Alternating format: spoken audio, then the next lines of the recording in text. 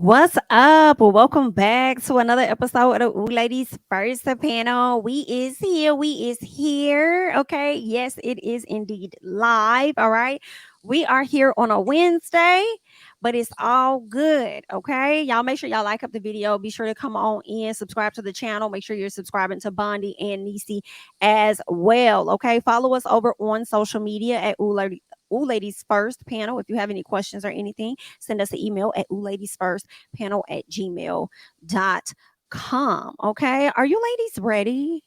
Yay. Ready. You ready? Eddie. Okay. Well, hey y'all. What's going on? We are here. We are here on this lovely Wednesday. You know what I'm saying? Dang. Early, we typically do these on Thursdays, but we're gonna be, traveling or whatnot. Me and Bonnie gonna be traveling. So yeah, you feel what I'm saying? We had to come to y'all on Wednesday, and we hope you guys enjoyed the show all the same. How are you ladies doing? How's your week been going? It's been a trial and a tribulation, but we here. We here. We hoping for the best going into the weekend. I know that's real. I feel you on that. It's been a Yeah. long week for me. It's been Mhm. good, but It's been good. I almost forgot it was Wednesday. I definitely thought it was Thursday all day. You So see, when that you was said me. that, I was like, ooh, I forgot. I can't sleep in tomorrow. That Okay. is funny. Girl, that was Mm. me all last week. I could not get it right. So I feel you on that. I was like, what day is it? What's going on? I think it's because the it's starting to change. I think we're coming up on like daylight savings time or whatnot. Yeah. Oh, it's getting like darker earlier. Oh, no, I think it's getting darker later. Like it usually is daylight. So No, it's daylight getting was at darker 7. earlier. Darker earlier. Yeah. Okay, that's what it Yeah. is. Yeah. Yeah. Yeah. And then the Is it sun Because the don't saying come sun up darker starts till longer? later. setting. Yeah. Yeah, it's darker longer. So the sun will Yeah. start setting at like 6 Mhm. versus 8. Yeah. That's what it is. Yeah. I think that's been throwing me off ever since that been happening. So I'm like, what the Oh, hell yeah, I going like to walk on? outside in the mornings and it's been dark. I'm like, damn, I can't really I be know. walking around like that right now. Exactly. I wish that they would like change that and let's just stay on the spring schedule and let it just not get dark early, please. But hey, are you guys participating in Halloween? Because that's on the way. I wanted to so badly, but I will be on my way out of the country on Halloween. Yes. Yeah, Oh, I'll that's pray when for you my leave. Yes, I leave for Ghana on the 30th, and the flight is like 8 or 9 hours. Okay. That's not So bad. no, it's Mm-mm. not bad. From New York to Accra is, yeah, I think about 9 hours. Okay. So yeah, I'll be getting there on Halloween, and then check into a hotel overnight to kind of Mhm. rest up, and then the retreat starts the next day Okay. on the first. So yeah, child, it's gonna be real, real different for me That's gonna be traveling so in nice. Ghana. Yeah, I'm super duper excited about it. I hope it gives what it's supposed to give, but I think it is though. But the thing I'm Mhm. way more excited about is they did like the African ancestry, and she was Oh, just telling us, yes. Mhm. Taisha was just telling everybody who she's over the retreat, was telling us that she got everybody's results. And some people are Okay. like actually from places in Africa that offer citizenship. So some of us might be able to get dual citizenship and stuff like that. So Oh I'm wow. excited. That's really cool. That sounds lit. Are you gonna be documenting everything, right? Like, are you vlogging? hmm Okay, hmm great. I'm Oh, that's vlogging. gonna be so dope. Damn, it's gonna be nice. Oh, I can't wait to hear about that trip. That's gonna be nice as hell. Hmm. Okay, y'all. And I hope it's a long vlog. Make it like 45 minutes at Right. least. Well, right. Not us getting all in the business, like No, I'm literally, Hmm. gonna be like for gone real. for 10 days basically. The trip is like, Okay. a full like 7 days once we're there. Like I think it's like the first day one place, 3 days in one place, uh 3 days in another place, one place before we leave. So So it's at y'all, least 3 okay, locations. 3 locations in okay. Mhm. That's gonna be nice. It's So if definitely gonna be a y'all lot. get Okay. so you know how Candy had the I'm not sure what they call the person that was able to do like the fortune telling and stuff Oh about are The you yeah. gonna one do who that told You want somebody to throw also? some Ray bones? she was gonna be single forever. Yeah, that one. The one Yeah. that Throw some bones. and told Honestly, Candy she was gonna meet Todd.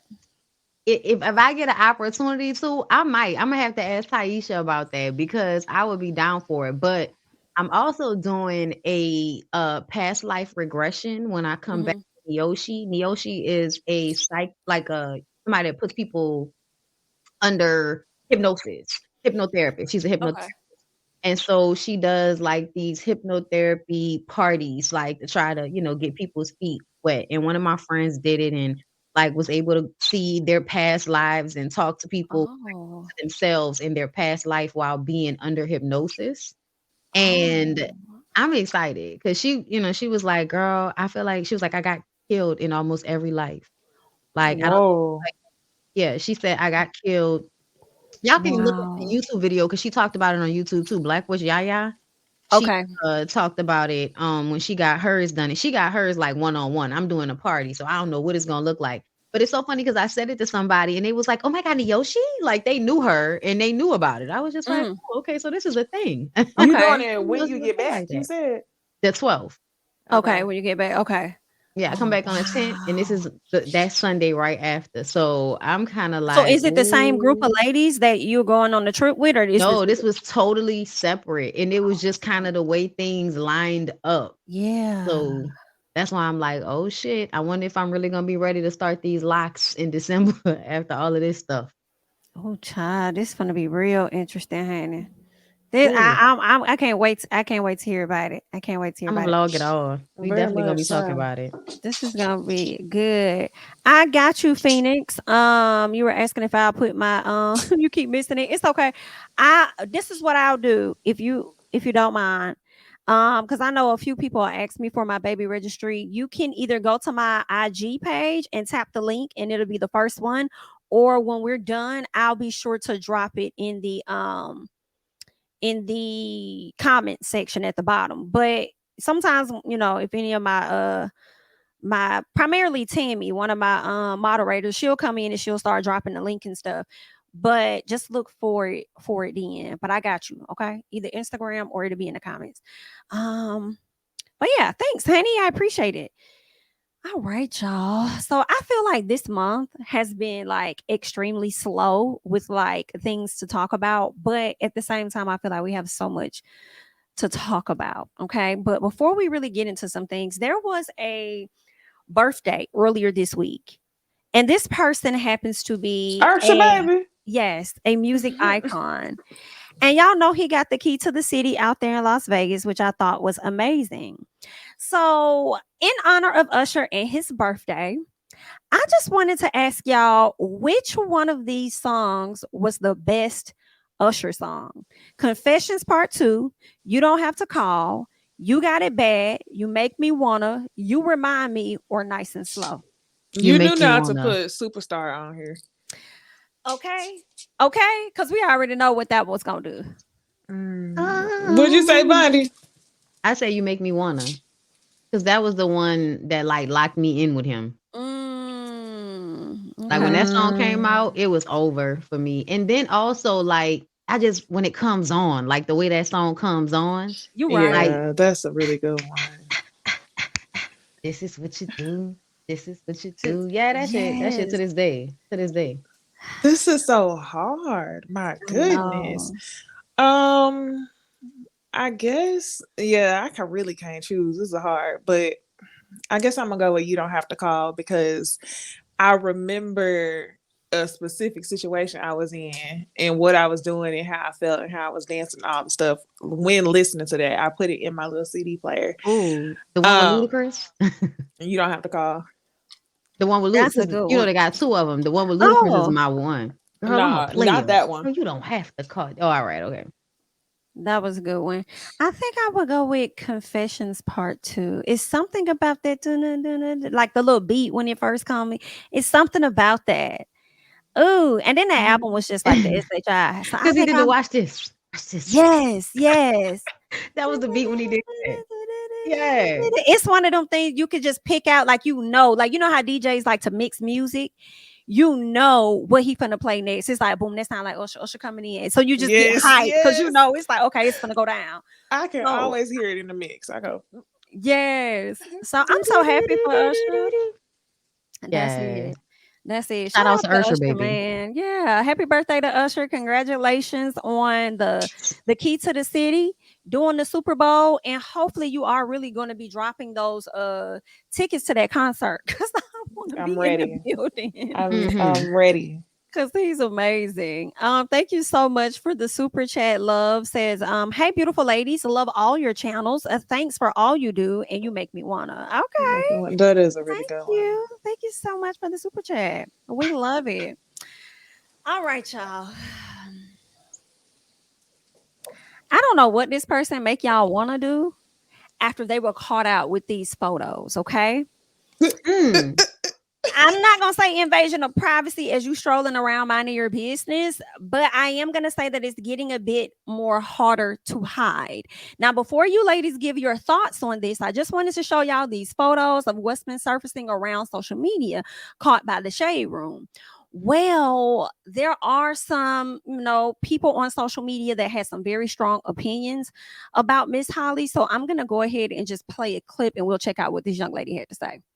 Okay, here's my thing, and you will never change my mind. We were screaming about how representation matters for little black girls with Halle Bailey being the Little Mermaid, and now we're having this disconnect, this cognitive dissonance, and we're pretending like we don't understand her being pregnant by a man that publicly disrespected her, publicly making a song that attacks her, blaming her for his insecurities, threatening to destroy her career is a problem for little black girls. This is also a representation for little black girls to see how to be disrespected by a man and still have unprotected sex with him and have his baby and throw away your career at Disney or whatever you're doing for a man. And then instead, I got black women that want to attack me because I'm saying have some self-esteem. If a man shows you that he's abusing you, walk away from him. But y'all are so concerned with yourselves that you have these children for you. They are human beings and they deserve to be treated like that. Well, that was the sound off. Before we get into that, I'm gonna say this now because I want to hear you all's thoughts. Now, earlier today, there was an article that was dropped by Glamour, and they quoted Holly actually being admitting that she's pregnant and that she's married. So we're not sure. I don't think that's true because they came back and like retracted it and said that they got her interview mixed up with someone by the name of Leanne, I believe. So that's not necessarily confirmed, but a lot of people are running with the story and the narrative that this young lady is married, but we really ain't hear nothing from Holly yet. But I want to get you guys thoughts about seeing her caught out there and it whether it's looking like she's pregnant, whether it's wrong for them to make her announcement before she does, and what y'all think about what this young woman had to say. So as soon as that clip stopped playing, the first thing that came to mind, I was like, hold on, let me not say that, was listen, bitch. That was the first thing that came to my mind. Because this is a part of the issue. The part of the issue is that y'all put too much pressure on black girls. Like, you are the problem. And my thing is like this. She mentioned that we needed a role model for the little black girls. The little black girls, they love Little Mermaid. Them being on the Shade Room, that's something between them and their parents that they need to monitor. The little girls don't need to know that Halle Bailey is pregnant. They can still love Little Mermaid. So, yeah, I just think she's doing the most. I never knew he made a song. Are y'all aware of the song that disrespected her? What song is that? I haven't heard Oh my it. God. Y'all haven't read those lyrics? Oh my No, God. I heard her. Should I was we? like, what is she I'm gonna talking pull about? it up. Okay, thank you. On Haley. Okay, because I read the lyrics one time. Okay, yeah, it's called Famous, I believe. Okay. Okay. Hold up. Let me get these lyrics for y'all. Let's get into it. Yeah, But that's yeah, so important. China, they yeah, said the song was okay. missing. He said, fall in love. I hate that shit. Knocking me off my guard. I can't fuck with relationships. I ain't even got enough time in a day for me to chase a bitch. I don't even ask for much. I ask you to do the basic shit. Hardest things I did was fall in love with a famous bitch. Fans all on my penis. Too much stress. Don't need it. If you see me tweet, don't read it. I swear I'll delete it. Sometimes I feel so defeated, broken hearts repeated. Said I love you. Did you mean it? Why don't I believe it? I'm trying to figure out what we gonna do, how we gonna get to the top. Filming a new movie now, you kissing dudes. You know I love you a lot. I don't give a fuck if that shit for promo. I don't want to see this shit no more. Why is y'all holding hands in the photo? You know I'm insecure and that's a no-no. I keep coming back, want to leave you, but I'm too attached. Take you shopping. I'm thumbing through racks. Ain't no limit. I'm spending the max. All these niggas that be in your DM trying to tell you they proud, but them motherfuckers don't even know you. So I want to know how. But I know that's part of the game. All these industry niggas is lame. They just want you because you got a name and because you got the girl I claim and because you the girl I claim. All these motherfuckers all in my business. They be stressing me out on some real shit. I get so high, I can't feel shit. I get so high. Fall in love, I hate that shit. Yeah, all of that stuff he just said. Hardest thing I did was fall in love with a famous bitch. So It's a yeah, trap. It's a trap. Damn, I ain't know he said all that now, girl. I didn't know yeah. that either. So, with that additional information, That's what everybody's mad about. Just so y'all know, that's why the girls are mad because they know about the song. I still think this lady is doing the most, though. I'm gonna say, like, y'all know, we talked about Halle and DDG like months ago or something like that. Yeah. I'm not really for it. But the thing, I just never understood getting on the internet and like making a statement like she's a bad example for little black girls. That's OD. I think that's overboard. I don't think you should put that much pressure on her. She a regular ass girl that's gonna make dumb ass decisions. And this seems like it could possibly be one of them. And it'll pan out over time. So I just never understood getting on the internet and raising your blood pressure over it. So I'm gonna tell you what it is. I think that there are so many women, grown women, whose story is they let some stupid little nigga that looks exactly like him do the same things to them. So they get triggered when they see it because they're like, don't do it, girl. Don't do it. And she can't hear you because she don't know you. But the energy is still frustration. And I think it's because you see so many of them doing it. Like I literally posted something and I just thought it was funny. It was like Sexy Red pregnant, Halle Bailey pregnant, my cousin pregnant. Damn, fight back. Like, bitch, y'all letting these niggas win. Like, because it's obvious that, if you are a famous or a successful young woman, there's usually some nigga trying to trap you. And it doesn't even matter how much money he has or if he's successful too. It doesn't matter. All that matters is you're a treasure. So if I get her pregnant, she's going to always be mine. And I can handle her however I feel like handling her. Because she'll be so caught up in the fact that I'm her baby daddy in this whole little bond thing. And so I just kind of feel like, I get the frustration behind it. I don't really care that much. Ever since Haley was hanging out with Krishan and Blueface with him, I have thrown my hands up of her. Because to me, I feel like you on that, I'm a good girl and I want to hang around hood people. And I'm convinced that everybody was lying about them and they're fun and they're good people. And then eventually they're going to turn into snakes on you and you'll figure it out for yourself. And she'll figure it out with old boy too. It's only gonna take a matter of time. They ain't gonna be together forever. Like I think we all know that. Y'all hear about Corday and Naomi? What happened? Am I mixing her name? Her name's Naomi, right? The tennis player? Naomi Osaka. Yeah. They broke up too, and allegedly they broke up. And everybody is in her comments relating it to Halle, and was like, "Halle will join you in X amount of time," because she posted something. Naomi posted a tweet and it said something like, "I just want somebody to watch the sunset with me," and everybody was like, "Oh, so he left you?" Like everybody was just up in arms about it, and they don't follow each other no more on Instagram. Well, that's what that means. They don't follow each other. Yeah. And she wants somebody to watch the sunset with her. You got that baby to watch the sunset with you. I'm so sorry. I want to say this though. I don't think that the woman who is talking is actually mad at Haley. I think she's mad at the people who don't seem to understand why everybody's like, damn girl, why you had to get pregnant by him. I don't think it's even about her getting pregnant. It's who she got pregnant by. But see, that's my thing. That makes sense. I get it, but then I don't, because we don't really know him. And my thing is, I feel like when it comes to rap, a lot of these guys do put their persona out there. Whereas I'm like, But see, this is what I said last night to make myself feel good. I was like, I think he might be like a nerd or something, or he may see, like Holly may see something completely different than what we get. Because I feel like when DDG be out here doing all this extra stuff, it's really for entertainment purposes only. But then behind the scenes, he's probably a completely different person. Like I did hear that he was like valedictorian of his class. I'm like, well, he ain't no dumb dude. He just be out here on some antics trying to get some attention. But at the same time, the more you went into the lyrics, I'm like, yeah, that's why I right. made that face. Like, the more you went into the lyrics, I'm same. thinking to myself, like, I think it could be a bit of truth. I think he might. Oh, there be are a little, other. the lyrics sound like a diary. The lyrics sound like this is me. just a bit. There are more lyrics. A little bit, yeah.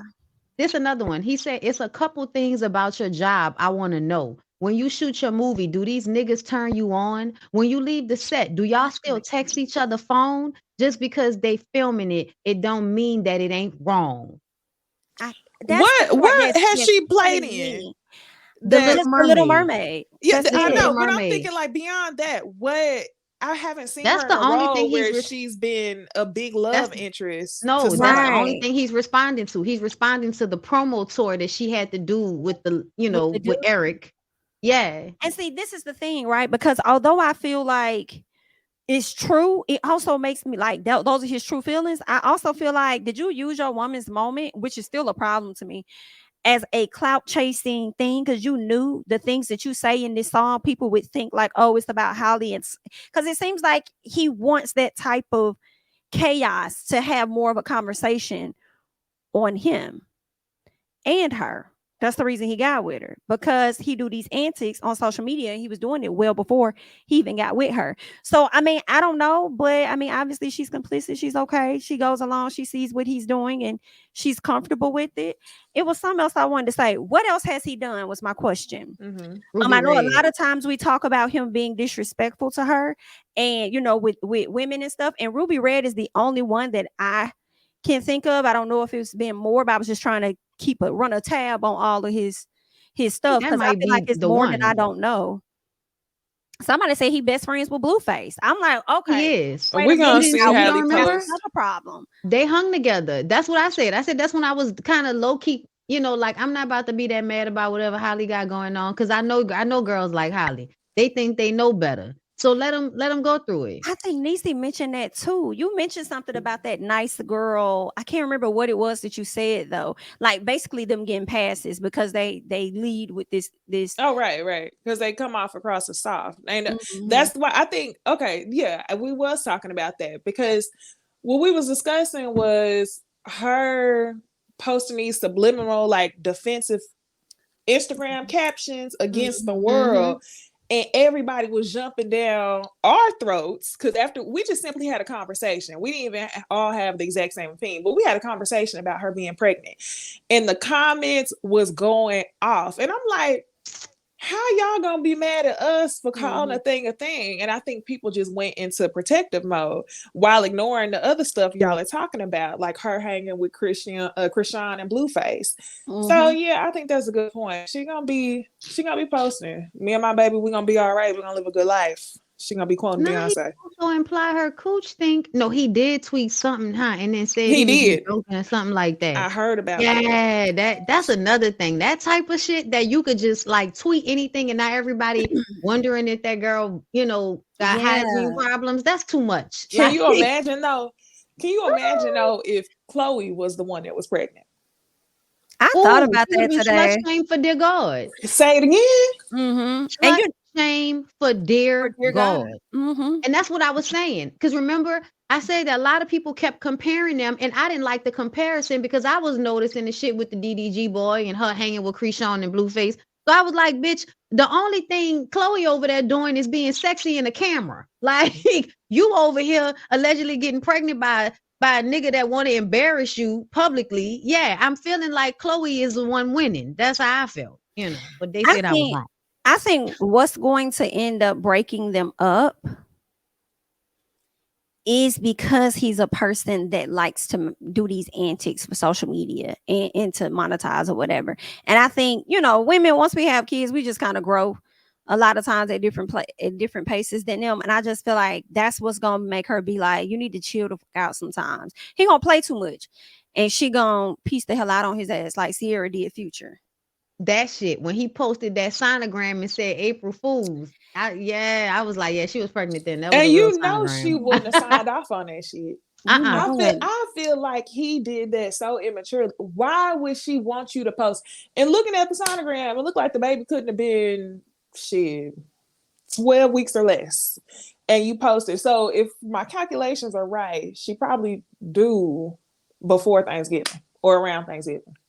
She looked like about 7, almost, 7 and some change when we saw that picture we just saw.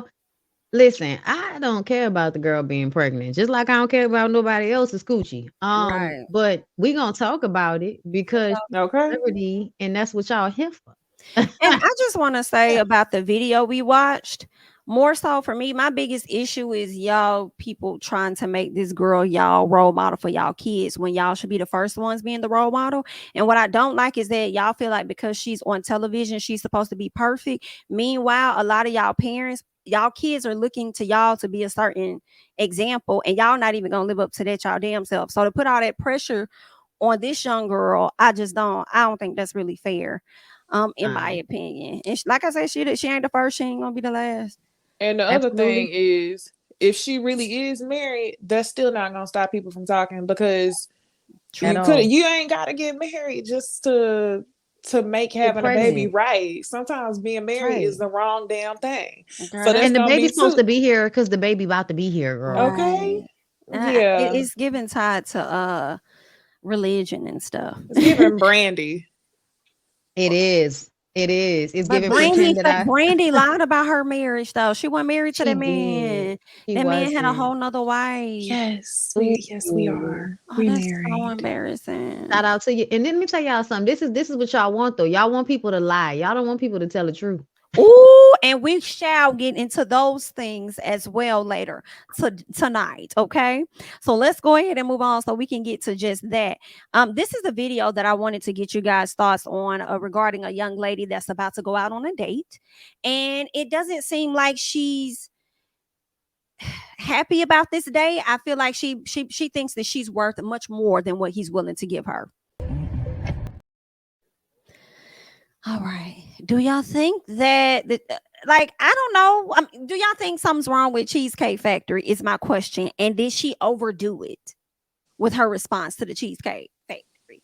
Listen, I feel like, bitch, you can get a good shrimp Alfredo at Cheesecake Factory. And at the end of the day, that's a good date for somebody that you just met. But the main thing for me was the fact that he made a reservation for a nicer place, and her bummy ass made him wait an hour in his car, and they missed the damn reservation, and so they had to go to the Cheesecake Factory. This is that man still being patient with your raggedy ass. Come on, you need to be at home. You need to be at home because you don't know how to act. Like, she was rude. You were like unnecessarily rude to the man. Okay. And honestly, I love the fact that he was just like, I'm just going to drop you off home. And she was so confused when he said he was going to drop her off home. Like, she thought they was going to go into the restaurant. I just was like, get her away from me. I would have thought it was fake, but it was the way he was like so matter of fact that it was him that made me think it was real. I'm not even going to lie. I agree. I thought it was fake just because how you gonna lock the door in somebody else's car? How you gonna lock yourself inside the car that he driving? And he not kick your ass out. let me send an Uber for you. For real. And that's him still being patient. Like he was saying, he felt like he had been a gentleman doing everything right. You know what I'm saying? For the most part. But I do feel like she was doing too much with the whole camera. It was like just the filming all of this, trying to, because she knew she was going to put it on social media, obviously, and then sat up there. What else did she say? I mean, just pretty much embarrassing him. She was trying to make a joke out of it. I don't see anything wrong with y'all going to the Cheesecake Factory. Hell, some girls' first date be at the strip club. You know what I'm saying? Because that's where the good wings at. So, I mean, I think she kind of did a bit too much. But then at the same time, I'm kind of like, I don't want to tell you that you shouldn't be worth a very luxury restaurant. You know what I'm saying? But there are also luxury restaurants that are chains, though. So what exactly is your issue? Even about? They should have discussed where they was going. They did. They did. She definitely looked like She She knew. definitely looked like she was going to Cheesecake Factory with the purple Yes. lipstick from 2016. Great, it was. And then Definitely. that Mac lipstick. I forgot Yeah, it was the given. heroin. I think that's Look, what it was Yes. called. somebody Mac Oh, said, you heroin know, lip. Jamie, that's exactly what it was. It was 2010. It's 20. 20. Yeah, back then it was listen, giving. It was. Diva Nicole said the way she was thick, that girl was not eating at no Michelin star restaurants with them. I was like, yeah, they do have tiny portions. I ain't This even one gonna here. hold y'all. Yeah. Yeah. Mm, She was she giving wasn't Applebee's super happy dressed. hour. She Oh, was giving strawberry Dollar margaritas. margaritas. embarrassing. Girl, and it's She was. okay. No, she Ain't was nothing giving wrong with killers. that. But that's what you look like. Don't say that you look at me when there's like 10 girls in the Cheesecake Factory right now with box braids and a maxi dress on. What are you talking Yeah. about? I don't, she Exactly. 'Cause kind she of get gives courted. like, it's a particular type of woman that she gives. And y'all know how I always tell y'all, like, I could tell a lot about somebody from their eyebrows. Mm-hmm. And it's mainly like if they have the boxy ass eyebrows. I don't think she had boxy eyebrows, but the purple lipstick was equivalent for me. She kind of remind me of one of the types of girls that think that like Aldo and Steve Madden is designer. You know, so you trying to act like you too good for cheesecake when the real money bitches that they'll eat at a couple places, you know. They So will. it wasn't the flex that she thought it was. I am It wasn't. embarrassing. That's why I Thank you. said you can get a good shrimp Alfredo anywhere, bitch. Because listen, a girl loves a 5-star restaurant. Do you hear me, bitch? I'll take myself to 5-star restaurants for no reason when I have money. So for me personally, I was like, if somebody that actually goes to those nice places, girl, you could find something good on anybody's menu for the most part, especially a Cheesecake Factory. They too all over the goddamn place. Yeah, she was doing too much. Maybe she would have felt better if he would have took her to PF Chang's. Possibly. Oh, Nah, she looked like a Benihana. That's that's top tier for yeah. Oh, her. give me some She rice. Benihana Oh, the fuck out of these luxury. She think Listen, that's top tier luxury. That's I know her yes. type. I'm telling you right screaming, now. screaming. Dead to the ground. That's Dead to funny. the ground. She spent 140 on her meal. She felt like she did something. Mm-hmm. Embarrassing. That's the Nick and Sam Where's girls my out here raw? in Where's my Dallas. raw tower? In Dallas, it's the Nick and Sam's. Nick and Nick and Sam's. Sam. Nick and Sam's. Nick and Sam's. Nick and Sam's. Oh, okay. Okay. Hilarious. All right. Janaea, thank you so much for the super chat. The public made her princess, but her circle has always said she was the rebel. Speaking of Holly, Chloe is the scary one. Thank you for the super chat. Oh no, that's Mo says it's the fact that he admitted to being jealous of her and she still let him. Oh, baby. Still speaking of Miss Chloe Bailey. I'm sorry, not Chloe, Halle Bailey. Thank you so much for the super It's because chat. she don't know the ramifications of it yet. And this is what I'm always saying. People always be running them out on the internet. She knew what she was getting into. I'm like, they really don't. They really have no clue what it's going That's to really look high like key. That's until they get true. in it. High key, that's true. You know, being a mom that was pregnant, you know, at 18, like high key, that's true. They don't be knowing, child. They just be out here doing some shit. But Girl, I'm 35, just figuring out a lot of shit. I have so many moments out this right. motherfucker. No, really. Nah, for real. Like that's why Yeah. it's like, you really Every did not. day.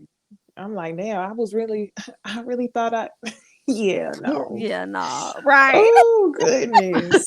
Goodness. Like, You have to be I'm shaking your becoming more head. humble. Let me Keep not on say living. it'll never be me because it will always eventually. Listen, don't Child, judge. We've all been you there. all right. You are right. So as we are just, you know, coming off of the heels of speaking on Holly's good black man, I wanted to play this video and get you guys thoughts on how this woman is feeling people should or women should treat their good black men. I don't know who needs to hear this, but if you are a black woman and you know you have a good black man at home, you need to do what it takes to keep that black man. Because let me tell you something, there are not a lot of available good black men out here that are still interested in dating black women. So let me just hit you with some facts. Naturally, there are just more women on this earth than men, okay? We are outnumbering them. So then there's a large percentage of those black men that are incarcerated. There's another percentage of those men that are just into men. It's just the world that we live in. There's there's another percentage of those men that are already taken and married, and a lot of them are not marrying the black women. So when you do come across a black man that is single and good and actually willing to date a black woman, how do you ensure that he is actually desiring you and wants to commit to you? Okay, here's another fact. The number of black men who are marrying outside of their race has drastically increased, which simply just means they are not picking us. And that is a big concern for me. So you got to ask yourself, what is it about you that makes us less desirable? That is what we have to figure out, because the men do desire to be in a relationship. They're getting married and they're outnumbering us in marriages. They're just not picking us. So it's time to really figure out, how can I be different? What do I need to switch up to really get what I truly desire from this black man? Let's talk about it in the comments. No. Two things. First of all, women do not outnumber men globally. They outnumber men in the US. Fucking Google it, for God's sakes, because y'all stay saying that shit and nobody ever puts it into Google to find out that, yes, there are more women in the United States, but in the world, there are more men. Okay? Not a large number, but there are more men than women in this world. So cut it the fuck out. Another thing, I'm mad that black men date out of the race because I thought I was the preference. I'm light-skinned and cute. I'm supposed to be the preference. I'm supposed to be good enough. Y'all supposed to be picking me. And no, I see y'all picking these white women. Girl, it is not 2005. We do not care.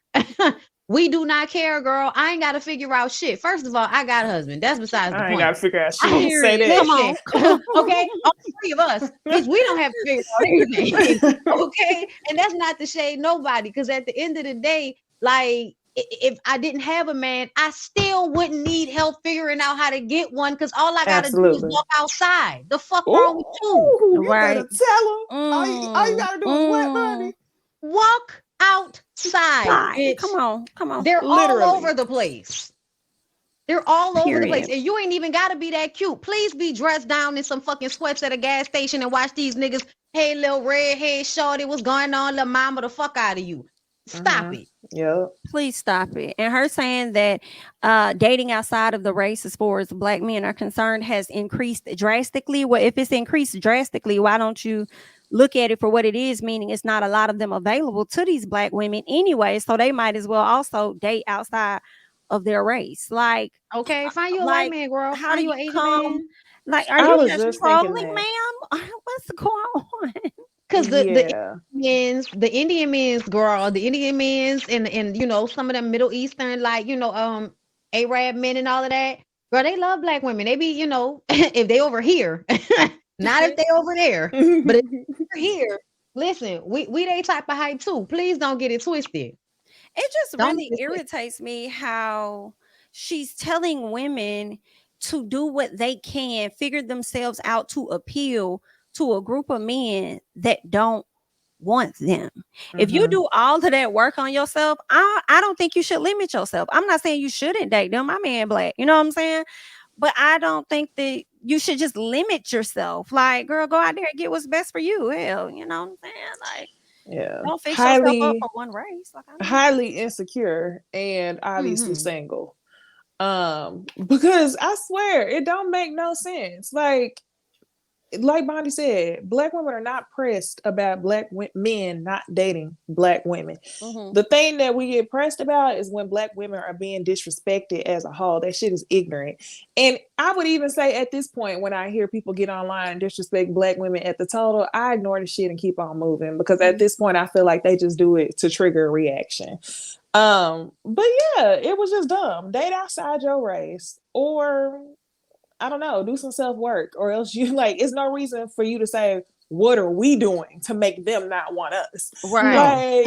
Like, you by yourself, homegirl. What are you drinking? Yeah, it's not a group thing. It's not a group thing. Wild. Definitely. People really be exposing themselves on the internet. That's tragic. You know it. That's one thing that people gonna do, child. We hate to see it. Is don't there even realize they say what?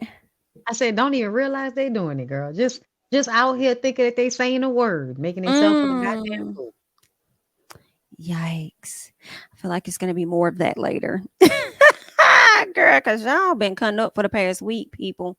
Mm. But I want to go ahead and switch gears now. Is there anything else on this woman and the good black man? Great. So let's get into some Ask OLFP.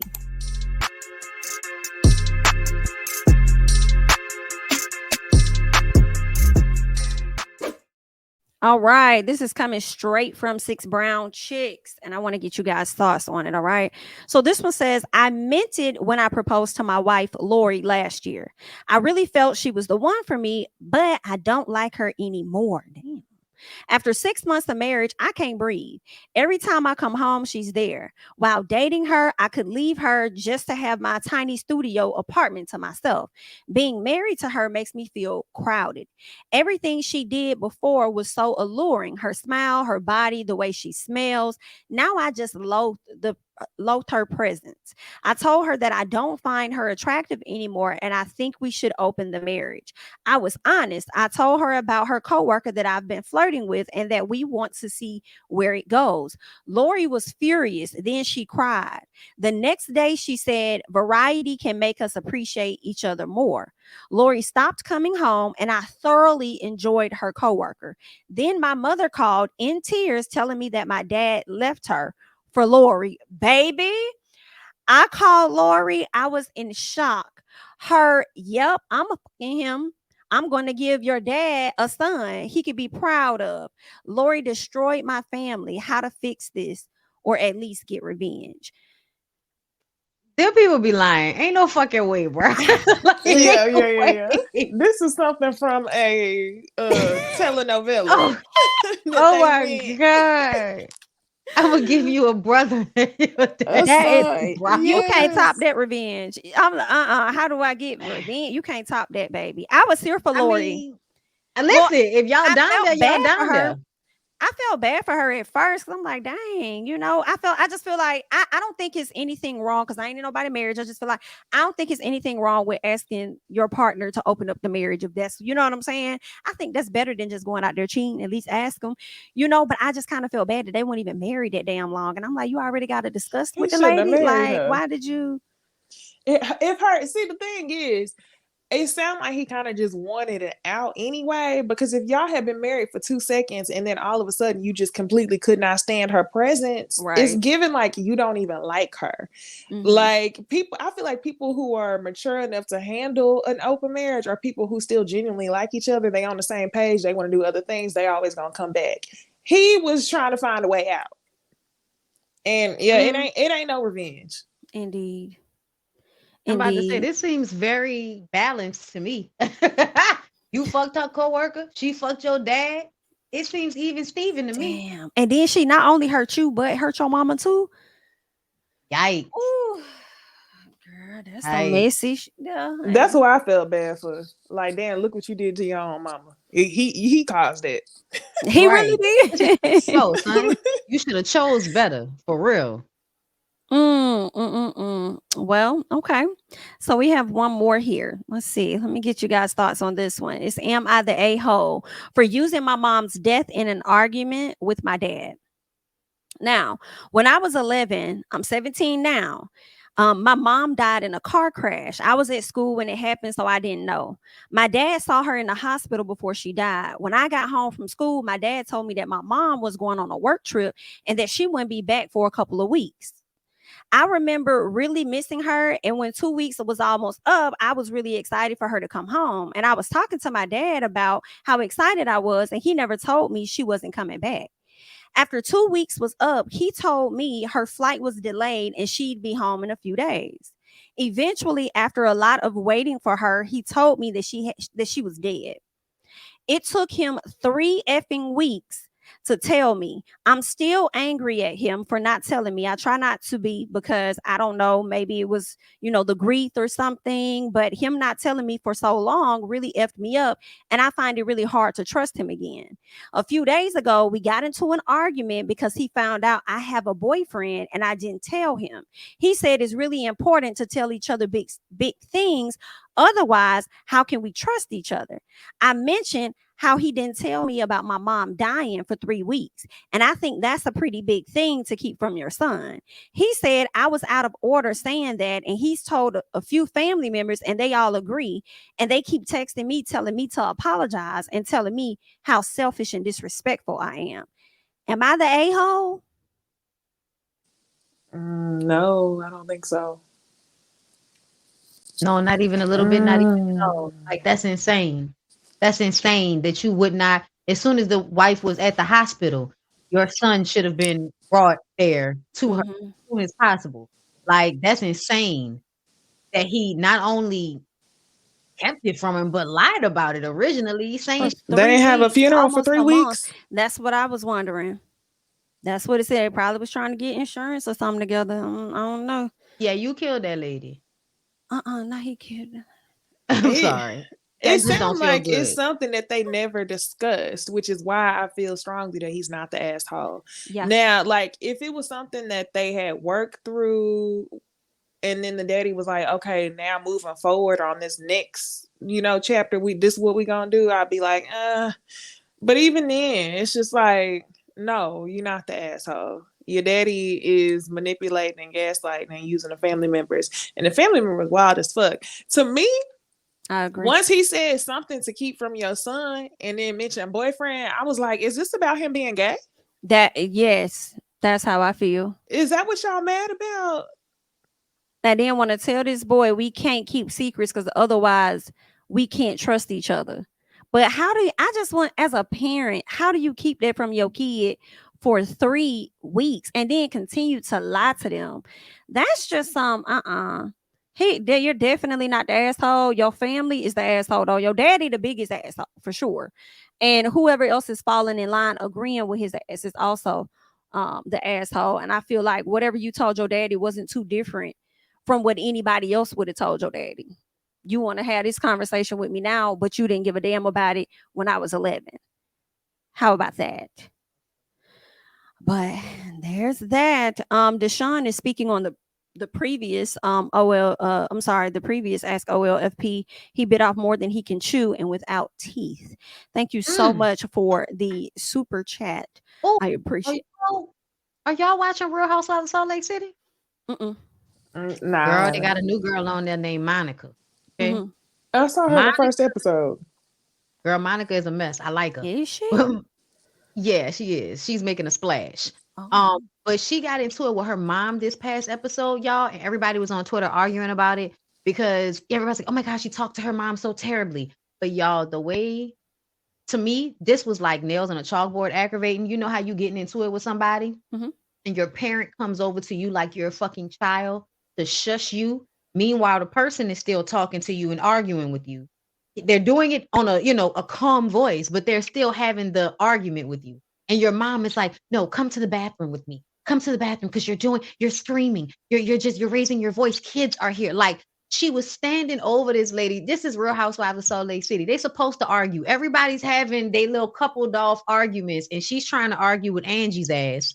And her mom is literally like telling her, come to the bathroom with me. You're embarrassing me. And then later, when she pulls Monica to the side, they sit down to talk, and she got this like little smug grin on her face, like she is glad that she upset her daughter. That she made her. It basically made her daughter feel like, you're ganging up on me with these people. That's exactly what it felt like to me. If somebody's sitting having an argument and the mom is telling you how wrong you are for just responding, and you're an adult, like, that shit was so triggering to me, y'all.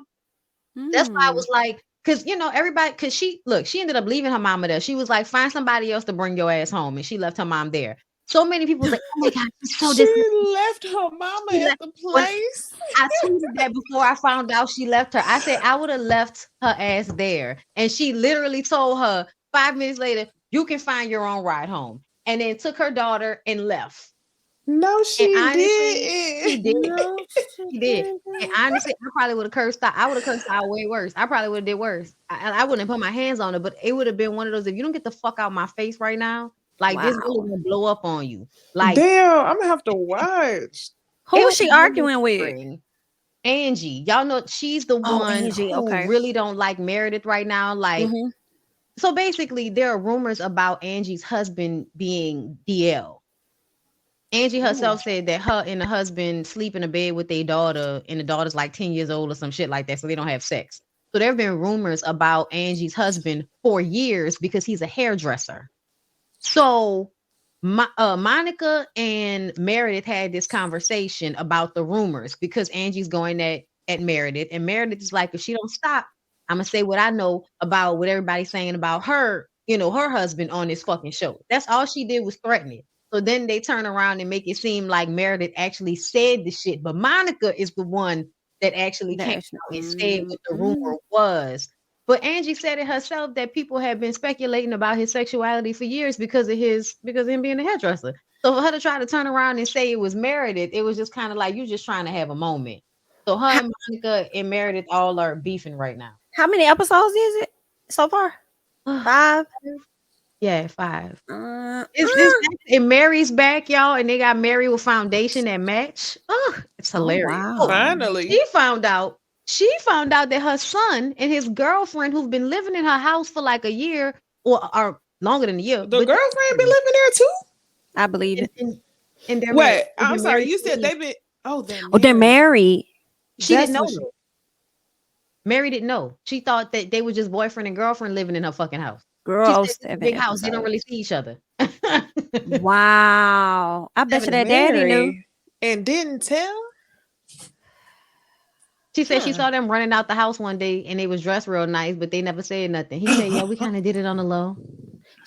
Mary wasn't gonna let that boy get married. If she knew, she would have stopped that, baby. He didn't want to get married in that church. That's why. Probably not. Yeah, they went to the courthouse.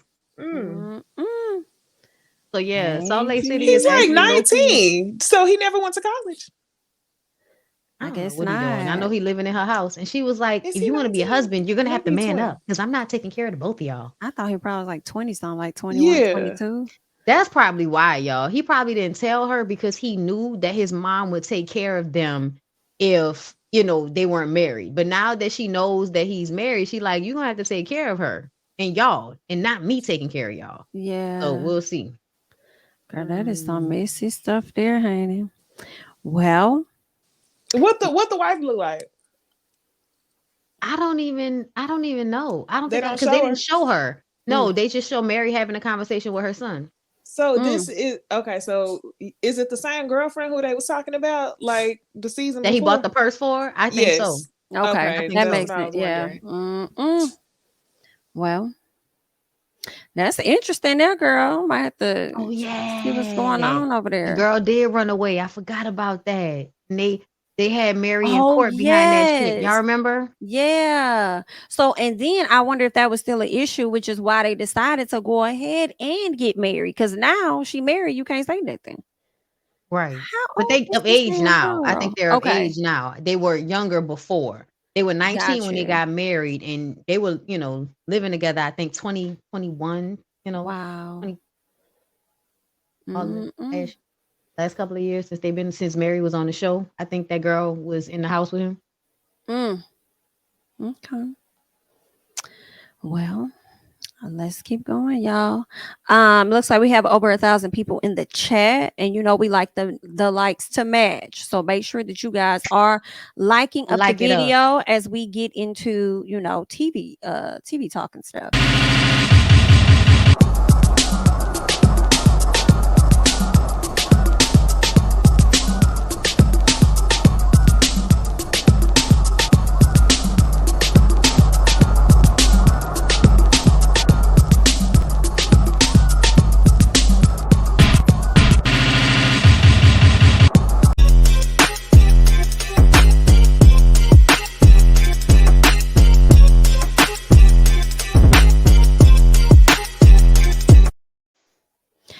All right, y'all. Let's talk about Love and Hip Hop Miami. It was giving a lot of lackluster, but we're going to just, chat about a little bit of it. Okay. First off, Florence and Marlon to me are the most uninteresting people on the damn show. In all honesty, but she had a performance that she felt she bombed because she ain't had no backup dancers and she ain't have Trina. Why Trina didn't show up? Maybe it has something to do with Joy or whatever. But Trina didn't show up. But the biggest thing was the fact that Marlon showed up to be a support system to her, but then later on turned around and outed her. So I believe that was one of her sisters. And he was wrong for that. I felt like Marlon was out of line. And I also hate the fact that her mom knows that this man has smashed on her and her other daughter, yet you're still advocating for your oldest daughter to still, however old, you're still advocating for her to stay with the very man that disrespected your family. Like, it's stupid. What did y'all think about that one? Yeah, I thought it was a pretty good episode. With Flo, yeah, I don't know. I guess I'm interested to know why Trina didn't show up. Like, what happened? I She think said she that, got caught in traffic. yeah, I know that's what she said, but I think that her girlfriend had a point. If it was another show, you account for stuff like traffic. But I ain't mad at her about it, but I just think that part was interesting. I'm with you, Jamie. When her mama was like, Marlon, Marlon, Marlon at the end, I was like, hold on. Wait. She just said, ain't you the same one that fucked Marlon? I'm like, do her mama know? Her mama gotta know. And her mama is still capable. See, this is the thing. Her mama is projecting all her relationship trauma. Just like what's Martell mama name? Marlene, thank you. Marlene projects her. Parents need to stop thinking that just because somebody has something slightly better than what they had, that it's acceptable, and it's not. So I think that's just what she doing. So, Yeah. do y'all think the relationship is real? It kind of reminds me of whenever Erica Mena and Sin start dating. It was given like, we look alike, we both bad bitches, let's be together. I don't think it's real. I do feel I like don't it's either. storyline. Me too. I don't feel like it's real at all. And I also feel like, I'm sorry, because her mama was even like, girl, I'm not worrying about this little girlfriend. What she did ask was, can she take care of you and your 3 kids? And she was like, the reason why that annoyed me is because Marlon didn't take care of her and her 3 kids. Okay. Marlon was in his car with the windshield missing. And she was in her luxury vehicle. Like, to us from the outside looking in on the show, it already looked like she's taking care of everything anyway. He ain't taking care of shit. Like, he might do stuff in the industry and all that, but financially, I don't think that he has it like that. So that's annoying to me. But the mama, when I tell you, she would have got mama, why don't you fucking marry him then? For me, like that. I'm sorry, y'all, but I really have a level of, I don't give a fuck at a certain point. I know a lot of people feel like it don't matter what you do, you don't disrespect. Yeah, I don't give a fuck. I'm sorry. Shoot me. But you you say Marlon, Marlon, Marlon, Marlon to me after he ate a girl out on a pool table at a club that we own together. Damn. I'm gonna curse you out.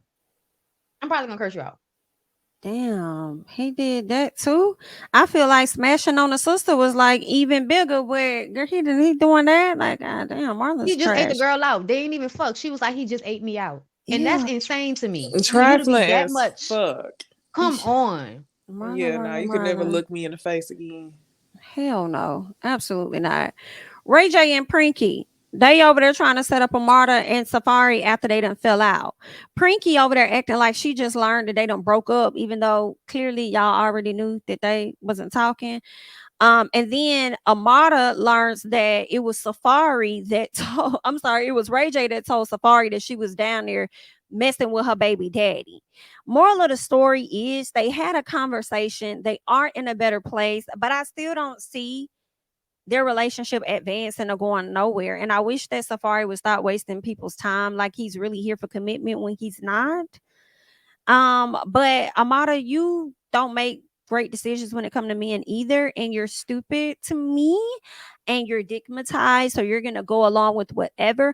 And can I also just say this about Amada?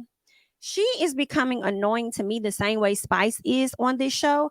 And a lot of times when we see Amada on screen, it's always her complaining. Every time I hear her, I feel like I hear her whining about something. I feel like it's very rare I hear her listening to somebody else's stuff. Yeah, Yeah, like But that's she I'm don't getting care tired about of her. nobody else. She don't care about nobody else. You saw the way she treated Von Shay. That's why Von Shay over there acting like a fucking crackhead and shit like that. You hurt that girl feelings with your with your fake ass. Let me tell you something. Amara and Safari are not real, in my opinion. I think they might be fucking, but I don't think they're real. I think they're doing all of this for the show. For But the sure. thing that annoys me the most about it was how they circled the block back around to blaming social media for their problems. Mm-hmm. And I was just kind of Mm. like, so that's what y'all gonna do, huh? Y'all gonna fight fucking blame social media? Good luck. Yep, that's exactly. Yeah. I had the exact same train of thought, Bondi. And whenever they hugged at the end to make up, I was like, it's giving abusive. Like the way that they was arguing and she threw the drink and he was calling her a duck and a bitch this, it was giving abusive relationship. And y'all gonna hug and make up. And I was just like, ew. To me, his Mm. his withholding of emotion, like when she was like trying to talk to him, well, you won't even talk to me, and he was like, I'm here, why do you care, or some shit like that. She's like, I'm here because I care, or whatever. And he was like, well, I'm here too, so there you go. Like, what does that mean? Like, Yeah. it was almost like, yeah, bitch, I'll give you this throwaway, I'll have this conversation with you. And then eventually he apologized to her because he like, well, now I realize that I'm getting mad at the same thing that you were upset about. I'm sorry, I didn't understand how you felt about what I was saying on social media. And it's just like, it's giving all storyline, If I didn't care, I all wouldn't be here. I Right. feel like anytime you hear if I didn't care, I wouldn't be here, that'd be it's usually somebody fishing or putting a bait out there. Like, oh, you don't care about me. You don't care about this. You don't give a fuck. exactly. Mhm. And if I didn't care, I wouldn't be here. Anytime you say that, wrong road. Okay. If you Exactly. feel like somebody making you say Trying to that, suck go your the ass other in. way. Yes, because your Yes. ass just got, and that's what we saw. Mhm. And she gonna That's keep getting exactly her what we ass saw. got. Cause she want to get God. Yes, she do. And the antics Stop of making her it hard acting for me to like, fuck you. I'm gonna leave, I'm gonna leave, I'm gonna go, I'm gonna go. And then it didn't even take long for For real. Preeti No, to talk to her. I- She turned back around. like the way Yeah, she was holding. And whenever Princess, I'm I'm gonna gonna go. head out, and I'm Princess was leaving. like, no, It was good to see you guys. you're right. I'm giving him too much power over me, girl.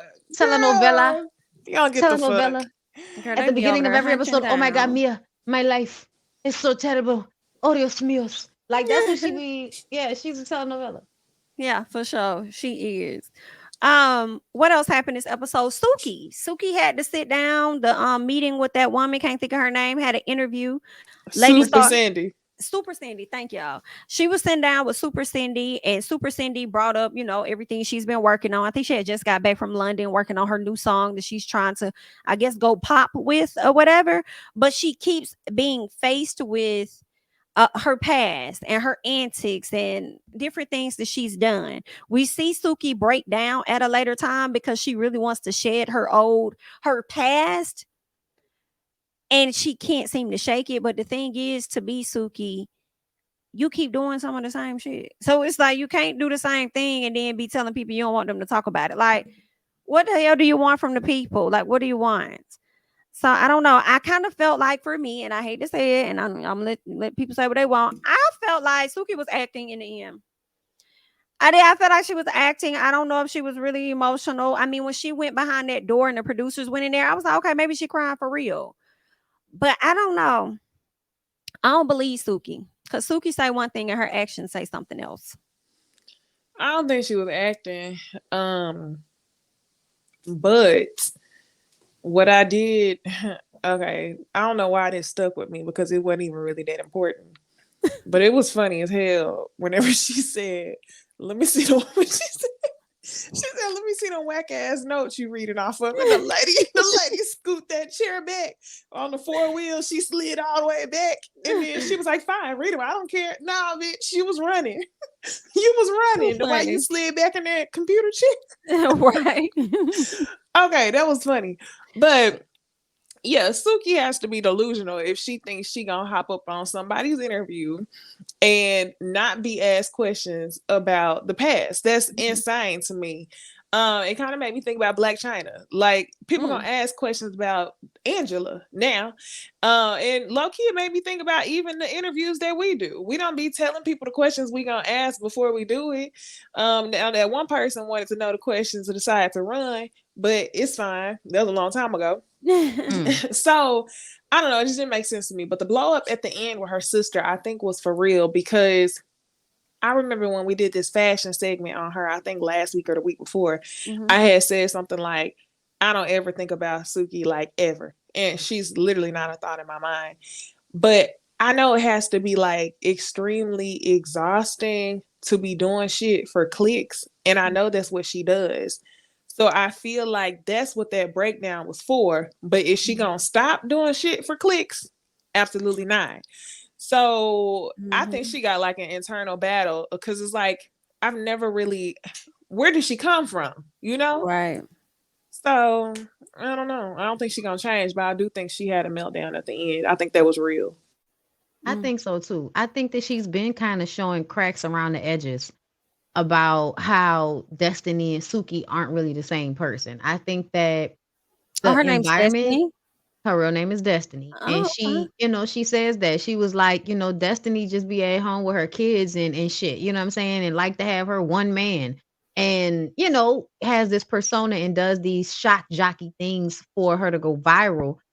But the thing about it is, I think it's a storyline on some slick shit. Cause Suki, like, you know, once you put out Eat It in that, you know, Eat Ass and all of that and did all that pub for that fucking song, that song was gonna be bigger than the Casamigos. You can't go down to hell licking the bottom of niggas' feet and eating ass and then come back up talking about, I don't know what I was thinking about. Yeah, no, I know, but you can't now. So now you're just gonna have to deal with the you know, the bed that you've laid in. So when Super Cindy was asking her the questions, it doesn't matter if you're tired of answering them. Answer them anyway.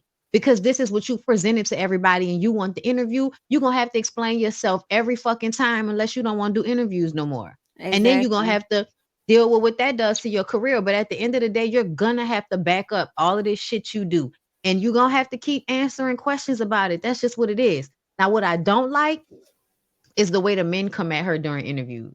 It's almost like we're gonna ask you questions that are extremely like out of pocket, even for you. Like I think one time they were interviewing her with a guy and they were asking her if they fucked, and it was just kind of like, no, we didn't fuck. We did a song together. Like what?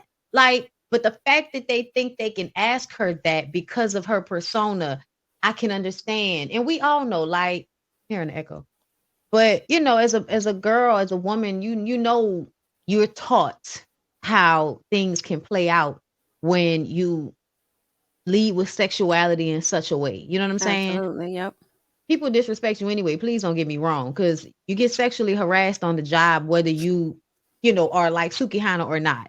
Like it is what it is. You're True. gonna get sexually harassed. But I do understand that in one moment it could be playing a part, and in the next moment it could be making you feel extremely uncomfortable for somebody to think they can come at you a certain way, and that's I hard agree. to deal with because when you're on your phone or you're posting, you're still in your safe space doing and talking whatever shit you talking and doing. But once you get out there in the world and people are responding to you because of that, then it gets hard. And I do still have empathy for her as a young woman because y'all really don't teach these girls to do nothing better in this society. I know y'all think y'all do, but y'all don't. Yeah. Yeah, I agree. I think Suki's gonna have to really just embrace who she's shown herself to be until she and answer those questions. Because when I was listening, I was like, Suki, you getting frustrated because you don't have a proper media training and you don't know how to handle these conversations. Because there's a way to talk about what you've done and merge into where you are and then where you're going. You don't have those skills just yet, so I understand you kind of getting frustrated, but you're gonna have to stay down, keep doing your thing until you really get to a better place to where you can be like, don't ask me these questions, or don't ask me that, or don't ask me this, or whatever the case is. But ultimately, girl, I think the advice Super Cindy should have gave you was like, let me connect you with this media person that's going to help you answer certain types of questions so that, you know what I'm saying, you can kind of like start getting from that space of answering that stuff. But then also you can't be out here doing antics that's gonna make people go back and ask you them same damn questions, Suki. Okay, so girl, you need a, where is Iyanla? You might need Iyanla and some more people. Somewhere Okay? saying something crazy. I That's knew where she I at. was waiting on you to say that tonight, Bondi. Because not Bondi, Jamie. When I was watching the show, I was like, "Where is Iyanla? She need Iyanla." She needs somebody. Yeah. We Or all say she need Monique. She Iyanla, might but need we need a Monique. new name. Yeah, we need somebody else because I love us when I for tell real. you, Iyanla online asking us why can't you ask a man to marry you, Oh, girl? Oh no, she did. Girl, yes, she did. I was like, oh no, you're not. Oh nah, no, you're not. not on Beyonce internet. We're not gonna Not influence on the young my girls like watch. that. No, that's right, girl. Mm. What kind of evolving you over there doing? Tell me some damn girl. What? No, ma'am, Eon. Anything else on Love and Hip Hop Miami? Do better. Y'all boring me a little bit. Girl, this episode was so flat, child. I was like, what's going on? Okay. Well, let's get into Love and Marriage Huntsville. Okay. Because I feel like this episode was flat too, but we're going to talk about it. Martell is still complaining about Marceau trying to downplay what he and Mel did for them. Or, yeah, what he and Mel did for him and his family. And then we also see where Tisha is over there working on this hairline with her daughters. And she says that they've been working on it for like the past 4 or 5 years, but I feel like we haven't really seen it until what's that girl? Stormy and them Stormy. came on the show. So I'm like, I guess it's been 4 or 5 years. Do you see Marceau coming in there trying to take control over how Tisha works with her daughters? But didn't he say about 4 or 5 years ago, wasn't he down talking and saying, didn't he speak on the place of where women are supposed to be? He did. And then now I you guess want to he's come in trying there to and act teach like a there's a girl? difference. Yeah, he was trying to act like, oh, that's he said that's personal. I'm talking about business. In business, a CEO doesn't have a sex. I was just like, okay, Marcel. Is that the reason why Tisha doesn't actually have any power in you guys' business, but she owns 85%? And talk I about think it. it's because she's a wife. I think Marceau feels that way about wives. Wives should not have any say so. But as far as his daughters, he will, aspire them to be like Mel. But he said that he don't bring up gender at all when it comes to business. He said it was interesting because I'm like, are you talking about recent? And then he said he never does that. And I'm like, well, you do, number one, with women. And number two, you just sat up there and tried to son Courtney a few weeks ago because he works in a hair care business. So as a man. So what the hell is we really talking about, Mr. Marceau? What's going on here? And then we see Stormy and Tisha have a sit down. And Stormy actually asked this woman if she does not like when she calls her husband a bitch. I was like, Stormy, you wouldn't like if nobody called your husband a bitch. And Tisha still sitting up there entertaining it and then gonna turn around and tell Marceau, talk about, but I like Stormy. I'm like, okay, Tisha. Yeah, that's crazy because I would have whooped Stormy ass a long time ago. But you like your husband is not Marceau. Okay, good point. Because whenever she said, but I like Stormy, I was like, you must not like your husband then. You must not, because that's the only way it was you giving would passive allow so aggressive many to me. bitches. It was giving, at least somebody was calling him a bitch, at least, and I'm not gonna get in trouble for it, but you do be acting like a bitch. And I told you not to go over there fucking with that lady, and you did it anyway. I low-key feel like that's how she felt, like you get what you get. And the first time that she called him a bitch, I peeped how Tisha didn't say nothing until Kimmy piped up. Kimmy piped up to defend Tisha's husband, and Tisha kind of like jumped on before Kimmy could finish her sentence, so she would get, extra credit for actually defending her husband. But yeah, Stormy is a trip. I'm like, girl, let that shit go. What are you gonna do? You gonna be cool with the Scotts? You gonna be cool with them because you can't beef with every single person on this show. We already see how you don't like to speak to Mel when she be talking to you. There's that. Stormy said something that was a bit confusing to me. I don't know if y'all caught it. She was like, she's had this attitude since she was 4, but then she also turned around and said that she don't like to hold grudges. I hope I quoted her right. And I'm like, well, then why are we still talking about this Marceau thing and him being sassy and him being a bitch? Said she didn't like to hold grudges. Yeah. That's Lying. That's true. what she said. That's true. She don't, and I said that she don't like to hold grudges. But the thing is, she worried about her perception. She still got to look like a badass and let her energy match all the shit that she talked to everybody else. I think that's her issue. Her issue is that she talked too much shit to the group, and then she feel like a dummy if she goes back and retracts all that energy. So even though she really not beefing with you, she still kind of got to act like she don't fuck with you. And I feel like that's what she been doing. So yeah, she ain't lying. She don't like conflict. She just like to show out, like the bad kids in class. And I then feel when the like she teachers only call do you that. back, you crying because you didn't get no apples and peanut butter before you went to school. Embarrassing. Embarrassing. It was something else I was gonna say about Stormy, but I cannot. Oh, I was gonna say something like about the Marceau thing. Like, I wonder if she continues to ride Marceau a bit because she knows that a lot of the audience don't care for Marceau like that, and maybe she probably thought it would win the audience over a bit, but it's actually not necessarily helping. So just reevaluate that. Let's let that go. Kimmy. Kimmy still over here talking about her sex life. I don't understand why when Kimmy gets on the screen with architect woman, I cannot think of her first name, but I know she's an architect. I don't like their scenes. I don't like their scenes because I feel like Love and Marriage Huntsville waste their damn time on footage. And they typically put her scenes there, like last year when they had to sit down at the restaurant. That's when they ain't got shit else going on in the episode. So now you're forcing us to hear about Kimmy's sex life that does not exist. And Andrea, thank y'all. That does not exist, and she's still trying to get it back. And it was just like, it was just irritating. I was like, girl, don't nobody care. Like, let's move on. We also learned that Kimmy and Maurice been dealing with marital issues even before they was married because his ass don't like to listen, but she still married him anyway because that's just how she is.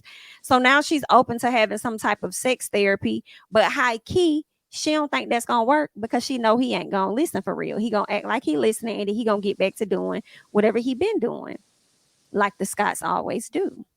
What did y'all think about that sit down and her wanting to get therapy? And Kimmy got her clown mask on like she always do. I hate it for her. I really do. And Jamie, to your point, how you know that the episode wasn't gonna give shit, we spent too long talking about the sex scene again.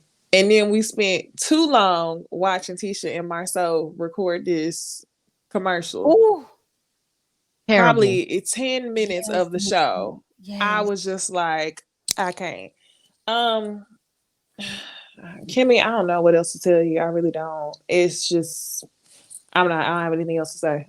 I don't want to go bad on her again. I've given her enough. Well, I'm gonna say I was bored. I'm gonna say that if your mind and your heart don't feel up to it, your body isn't gonna respond no matter what y'all attempt to do. And I think that what you're missing here, I hate to sound cliche, is understanding. I think if you felt like Maurice cared more about how you feel and your mental and your spiritual, then you might be more inclined to have sex and be more into it, maybe feel safer. But he's not even giving you the space for that. I think the sex toy that needs to be purchased is a Gawk Gawk 3000 or a pocket pussy. But you need to get something for him to play with so he can get out of your dry regions, pumping them and making them chafe. Because we all know what happens when you're not getting wet and you continue to pump. I know y'all probably got a lifetime supply of KY jelly, but oh my God, it's giving torture. I had to look up that Gawk Gawk 3000. I didn't know what that was. I don't be knowing what that commercials is. on Instagram. I don't be knowing what that is. Yeah. I mean, I'm like, oh, I've seen it before though. I've seen it before. I just didn't know what it was called. So I'm like, oh, that's what he needs. He definitely needs one. He might need two of them. He needs his own sex therapy to find out why he needs to have sex every single day of the week. Ooh, he does. Because it's very much, y'all know how we talked about that lady at the beginning, how she was like, what are we doing to make them not? Kimmy's doing all of this. What am I doing to not want to be on his level? instead of saying, what the hell is he on? Child. And that's Like, what what's she wrong with should this do. nigga? What is he on? And Barry, I have a question. Did y'all see the video of Nell and Tisha and them dancing and all of that? No. Did you send it to us? No, I didn't. I think I saw it on Facebook, but I was over on her Instagram trying to see if I could find the video. But like Tisha was behind Nell, and Nell was popping it all the way down to the ground and stuff like that. And Tisha was like, all behind her or whatever the case is. I think I may have a video, but not that video. I think this video might be of just a Nell. But anywho, it just made me question where Nell's friendship is with Melody. Because once you get cool with the other folks, Mel ain't fucking with you like that. And she has been really hanging out with Destiny, and she's been hanging out with Tisha. So I'm like, Nell. With Destiny. Destiny, yeah. With Destiny too. Yes, girl. Let me see if I can share a piece of the screen. Yeah, let's see that. Let me see if I can share a piece. Give me a second. Y'all, hold on. I need you to stop. Do you see the eyebrows in this picture to the far here? right? This one? I do. Very boxy. And what did I tell y'all? It's giving. I want to get in where I fit in. Okay? Ooh. I want to be put on. You cannot trust nobody with the boxy eyebrows. You cannot. I told y'all about Nell. You just made me hungry. I don't know if it's gonna be in this video or not, but Nell, baby, she was over there getting it down. But of course, Tisha is there. Tisha and Destiny were there too. I think Destiny may have like posted like pictures of them, but there was like an actual video that I have not seen. But there was I've seen it, but I haven't seen it on Instagram. But there was an actual video of Destiny that was like, her and old girl was like dancing down to the ground. Hold on, let me see. Is it on Destiny's thing? No, it's not. But like you see them here together. Yeah, that was Tisha, huh? That was Tisha. I saw them on a yacht too. Oh, there it is. Yeah, yeah, that's right. You're right. This it right here. Is that Kiki? Who in the red dress? No, that's Nell and Tisha. That's Nell and Tisha. Getting it down I ain't to gonna the say ground. nothing, but y'all know what I'm thinking. No, go ahead and say it, because I go ahead and say it, and so I can throw up. No, I don't think they doing it, but it's not that I think that. But y'all know how like people just be looking like if they would just really be real with themselves, they might like that more than they want to admit. Tisha, the way Tisha rolled up behind that lady, I'm gonna just leave it alone. Oh my. Tisha rolled up. Listen, I saw a TikTok video of some girls that went on a trip or some shit. And all they did was hump each other in the videos. I'm like, so you want me to believe that y'all didn't fuck on this girl's trip? Okay. No. Like all they do is be, from behind, like rubbing, dancing on each other from behind and shit. And listen, I don't play like that. As a bisexual woman, if I'm grinding on you, I'm probably trying to fuck you. I'm not grinding on nobody. That's Tisha. Look at her. Look at her now. Look. Girl, Nell putting it on the girl. Nell said, I got no Megan needs for you. Oh, okay. They getting it in. Girl, well, do y'all thing. She was just going in on Tisha not too long ago, wasn't she? And she just wanted to be friends. She didn't know how to go about it. You know how people be doing. She could be friends with who she wants. I just wanted. She said, let's fall out and make up, and then we could be friends since you're not sending me invites. I told y'all. Y'all can have fun. I ain't saying, I hope y'all just having fun, but it look, It look I'm wet. just leave it alone. Listen, it looked like y'all just need to turn around and cross legs. I mean, don't Kiki end up saying something about a threesome though? Later in the season, she does insinuate in Mars, though. Yeah. Now, what is Nell on, baby? What is Nell on? I don't know what Nell on, but bitch, I want some. Do you hear me? Look at Chris. Record Listen. You're doing amazing, sweetie. Okay, husband. Okay. Ooh, y'all know what they look I'm like, having right? a blast tonight. They look like one of them old couples that's doing each other a favor in this life. Tisha was on that thing, girl. If Okay. you know what I mean. Y'all have fun, girl. Okay. Get it, girl. Where is Miss Wanda? Um, Yeah, she She wanted gonna to call be. it. All right, I don't know what's going on down there. where is Miss Wanda, child? Okay. So that was them. Okay, that's what they had going on. Now we got to talk about Marceau and Martell having it out in so many words. Of course, Chris Fletcher comes to the house, and I believe the whole conversation was about Marceau feeling like number one, Mel shouldn't, be able to host or whatever. He feel like she doesn't have the credentials, is what he wanted to say, for him to want to pay her.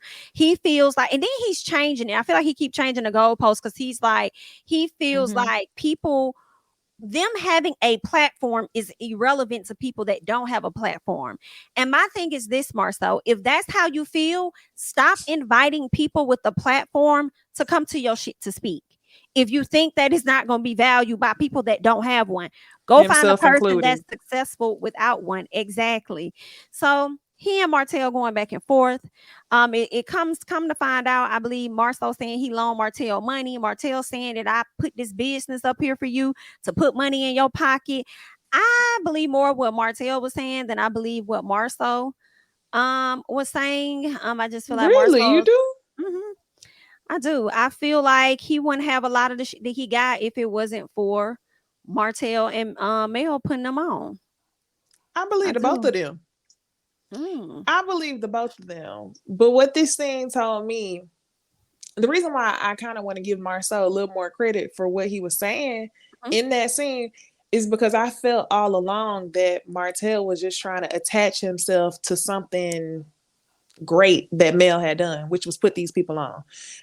Yes, you were involved in that because y'all were the couple, so I guess y'all did it together. But his Mhm. need to attach himself to that's what this sit down was about. Didn't have nothing to do with Mel, had everything to do Mm. with y'all don't respect me on this show no more. So let me remind you of my highest point, which was when I was with Mel. However, that backfired on his ass. Mm. And then while I do believe what Martell is saying, I believe everything he's saying, I also think that there was moments that after he had put the Scots on, he needed their help. So he was sitting up there stuttering because Mhm. I think Marceau actually hit a spot. Mhm. So yeah, I mean, I guess he should have thought about that. But I honestly think that this was a situation where Martell's pride and need to feel important ended up shooting himself in the foot. And Marcel ended up sharing some stuff that he wasn't, ready to talk about. Ready to talk about? Got you. I also think, I mean, did everybody catch the tea of it all? Basically, like Marceau was giving Martell money for the cheatation of it all. Like it almost seemed like y'all went into business with each other because Marceau and them really wanted, I think they wanted a construction or reservation, property reservation business just like Mel and Martell, but they didn't have the credit and they probably couldn't get the loan. So Mel Mm. and Martell made the business and did the skull thing with them and then made it Oh, so then that sold Marceau it. can buy them out. Right. Mhm. So that then they Mm. just own it and then they can go back to owning Holt and Holt. That was the situation. The thing I feel like what Marceau was saying was that nigga, you didn't do that for me out the kindness of your heart. You did that for me because I was hiding your secrets and I was helping fund your little side lifestyle. I was helping you with that shit. Mel did Mm-hmm. not know that. Mel thought she was doing something because, oh, we all friends and let's all work together, because she's all about that. Mm-hmm. But I think between Marceau and Martell, it was more of a you gonna help me with this business that I want to do because I'm helping you with your mistress. Mm. Yeah, that explains. Since you said that, Bondi, I don't know why this like popped up into my Mm-mm. head. That explains why Marceau met Mel in that parking lot after she found out about Yes. Ariane. He was Yes. doing his job. He was doing what he had always done, which was to try to extinguish those situations. Mm. And I'm wondering if he was checking in with Mel to see if Mel knew anything about him. Because if she Mm-hmm. knew about Martell, it could Yep. have been possible that whatever Marcel was doing also came out at the same time, since we know that they was doing whatever they was doing together, allegedly them having that apartment together and all of that. I mean, even Maurice said they had an apartment together. So Yep. there's that. Mm. Damn. I didn't even think about it like that. Well, Yeah, two fools. Y'all got too much on each other. So who gonna speak first? Nobody. nobody. And that's Martell just want another to feel thing. respected. People feel like Tisha knew and Tisha helped too. And that's the reason why Mel stopped fucking with Tisha. Because it was like, bitch, you knew. And she might have known per pillow talk because Marceau gives me the type to give her slight heads up Mhm. so she wouldn't be caught off guard, especially before they came on the show. Now, after the show, I don't know. But before the show, it's given that he might have told Tisha what was going on so that Tisha would help them hide shit from Mel. Mm. Because, Damn. he got control of Tisha. So it's a different dynamic than what Martell got going on with Mel. That wouldn't have worked on Mel. I don't know, because now I'm thinking about it. I feel like whatever Martell was doing, Marceau wasn't too far fetched from doing it himself. So would he have really told Tisha? Because then it would have probably exposed a bit of himself too. Tisha wants to live in delusion. I think that he feels like if he would have talked about Martell, pillow talk, like, man, can you believe this shit? Nah, I would never. If they talk like that, he's already training her to put earbuds in when people do come to her with that. So I think by talking to her about those situations, it's easier than him literally just not saying nothing at all, because then she might be receptive to actually hear what people have to say. He's been training her from the get-go And on what to using listen I can to. Martell so as hear a him. disguise. You have to realize, Tisha, okay, who you're married to, Tisha. I would never be so sloppy with it. And it's not because, oh, no, I love you. No, it's not because of that. Okay. It's just because I'm not that type of man. Okay. That would make me look bad. And that would make me look a bad father. And that's not like I can hear him running it already. Like Yeah, that's exactly how he tried to break it down when he about to manipulate you, child. Oh, hate to hear it. patty cake. Like nigga is elementary as fuck at this point. Lord, they Anything tire me else out. on Love and Marriage Huntsville? I feel like it was another dry episode, like loving hip hop. Kiki. Oh Kiki. yes, Kiki. Forgot about Kiki. Kiki Girl, who is too y'all late. think? Yeah, we don't care now. You should have said something at that big family picnic that y'all had with Wanda's nasty baked potatoes. Y'all should have said some shit then. Y'all, it's too late now. That girl showed up and said, and why would I be so cowardice to hide my face? And I said, did. I don't know, maybe because you were seen in the Home Depot stealing them people's stuff. Exactly. Like now I we would have playing showed dumb. up. I would have showed up. I would have never had. I was gonna be there. I would have been there. Allegedly I hate the stealing. way she always act like she tweaking like that, and I hate that because I know that that's probably not even like she probably not on nothing. But once you done been on that shit fuck up your nervous system. So you be having to like move and talk fast. You just don't have like a real gauge of yourself. I think she just got anxiety. I think You because think so? in previous seasons, I don't remember her acting like this. I think that she is anxious as fuck, but trying to act like tripping. What would I be tripping for? Girl, you know. Yeah. You know what? Mind your business. That's all. Just mind Mind your business. Yeah, she be talking. Listen, it's giving glitch. Somebody said they discredited Gwen. Gwen said they discredited Kiki so she wouldn't be believed. Mission accomplished. Listen, I still believe what she said. I still believe whatever she said. It just always seemed like she ain't all there. She ain't all the way. Yeah, it's kind of like too late, and how the storyline is flowing. It just seems like she's only saying it to get back at Tisha for not showing up at the hospital type thing. Whereas it would have been better if you would have just dropped the bomb at the reunion when we wanted it the last time. A matter of fact, when you should have dropped it at their family reunion or whatever. And Marceau was like, I dare you to say it. I dare you to say it. That's when you should have dropped it. High key. But now you done drug us along, child. So we Then just came like, to us talking about a damn text message. Yikes. We hate to hear it, Kiki girl. We wish you the best though, honey. Looking forward to seeing you splash Tisha in the face with that water. Girl, I Tisha am gonna not. be too mad. I low-key get mad every time I see the scene. I get mad on Tisha's behalf that she threw that water in her face because that shit is so unnecessary. Like, it would have hurt her more if you came on the show and actually spilled her tea. Like, you splat. I can't wait till we get to that scene because to me, it was giving jealousy. Like, once we get to the episode, you splashed her in the face because you were upset. You are jealous. I just don't understand why you would do that. So yeah, nah, get her gone. I don't care. She ain't giving nothing. She ain't spilling no tea. I'm done. Your 15 minutes is up. That's why that whole talking about the threesome is gonna fall flat on top of that slinging of the water, because it all just seems like you just trying to throw stuff against the wall now because your cousin didn't show up and support you how you may have wanted her to when you've been showing up for her, for the first part of the season or whatever. So I don't know, Kiki girl. We gonna see how this play out. But I'm damn sure looking forward to your husband ready to run up on Marceau. So I want to see what kind of energy that's going to be giving. Okay. Anything else on these people? Great. Let's go ahead and get into a gossip chat.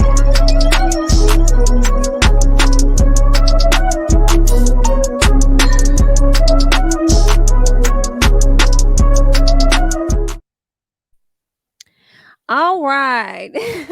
Let's talk about Megan Thee Stallion, and more so Blueface, the person that I just despise a bit. All right. He sat down with an interview with Jason Lee, and he is alleging some things. And I'm actually going to let Blueface tell y'all what it is that he had to say when it came down to him and Megan Thee Stallion.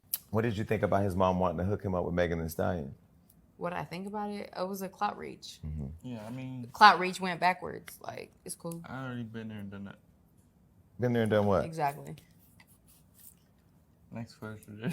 You slept with Megan? Jason, I didn't say that. Look at me. Are you saying you slept with Megan Thee Stallion? Didn't say that. Did he sleep with Megan Thee Stallion? I don't know, but it'll really give me an insight if you do. If he did, let me know something. You said been there, done that. That's all right. Okay. I might have got some head. A long time ago. Stop. JD, you know about that, don't you? No, I don't. Why? Don't include me in that. You talking to him? Don't include me in that. Like, a long time ago. Girl, I don't believe shit that man talking about. I don't. I'm sorry. I may have gotten some hit. No, I don't. I don't believe you. I think it's ignorance. And then talking about you knew about that, trying to make it seem like it's legit. I don't believe that. And I wish that he would not have even said anything. He came to social media after this video dropped and says that y'all worried about stuff from the past, this old from like 5 years ago or whatever, but nobody brought this up. You brought up the past. Actually, Jason just asked about your mama speaking on Megan and getting your girl's opinion, and then you decided to say been there, done that. We didn't even need to know that. And as much as I wanted Megan to respond, I don't want her to say shit, because it's gonna give you another reason to be on our page again. You know what I'm saying? On the timeline. So like, I would love for her to cut shit the hell out, but I want her to act like this nigga don't exist, because the space that she's in right now, he really shouldn't exist to her. Personally, this is the reason why I will always tell girls don't be out there giving niggas head with nothing in return, because niggas will turn around and slut you out like this. And I don't think that this happened, but this is one, just in the past, I remember, talking to women and they're like, girl, I love fucking. I'll go meet up with him and just, no, and no. Don't do that. That's you gonna disrespect yourself. Okay, don't do that, girl. And this is the reason why, because they'll say shit like this, and I still don't think it happened. But y'all, Blueface and Jaden and Krishan make me hate it here. They make me hate it here. Earth is ghetto, and I want somebody from the Anunnaki to come and pick me up on a spaceship and take me back. Because this is pick just. Them up. You know why I say take me away from here? Because I feel like there are so many people that are engaged in this content. 12,000 people was watching that fucking interview. These people do nothing. I know y'all like her little song and shit like that, but she's weird shaped, Stewie looking on Krishan's coattails ass little bitch. And this nigga with the narcissism and the abuse of the child, like y'all can say what y'all want to, but him holding a phone in that kid's face while he fucks with him is abuse. Okay. Yep. It's abuse. I know y'all don't like to think that things are abuse because y'all don't want to, believe that y'all parents abuse y'all as kids, but it's fucking abuse. Cry about it. I hate them. That's it. Loser, whack as fuck. I've never heard him talk before until this video, and I was just immediately disgusted. Absolutely. He's very much given that lame table of kids in high school that would sit and make beats and rap with pens and pencils. Mm-hmm. And he's lame as fuck. I can't believe that he was. He really said, "Been there, done that." I don't know. I'm just disgusted. I also want to give a little bit to Jason Lee. Jason Lee, to me, was disgusting for crying on some, "You slept with Meg Thee Stallion." Okay, you asked him once, and nobody answered the question. With a big smile. And then you continue to pry as though, like, why is your platform to find out who this woman slept with and she ain't there to speak for herself? So this man could potentially lie on her. It's disgusting. Who have you fucked, Jason Lee? Can we talk about it on your platform? Because you get mad when people bring it up, because the last time somebody brought up who you was fucking, you threw a whole glass of alcohol in the eyes, which is why we ain't never really liked you.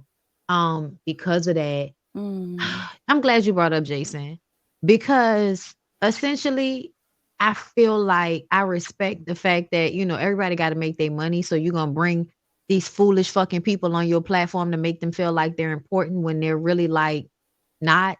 They're just people that everybody are obsessed with. But is that going to mean something in 20 or 30 years? Probably not.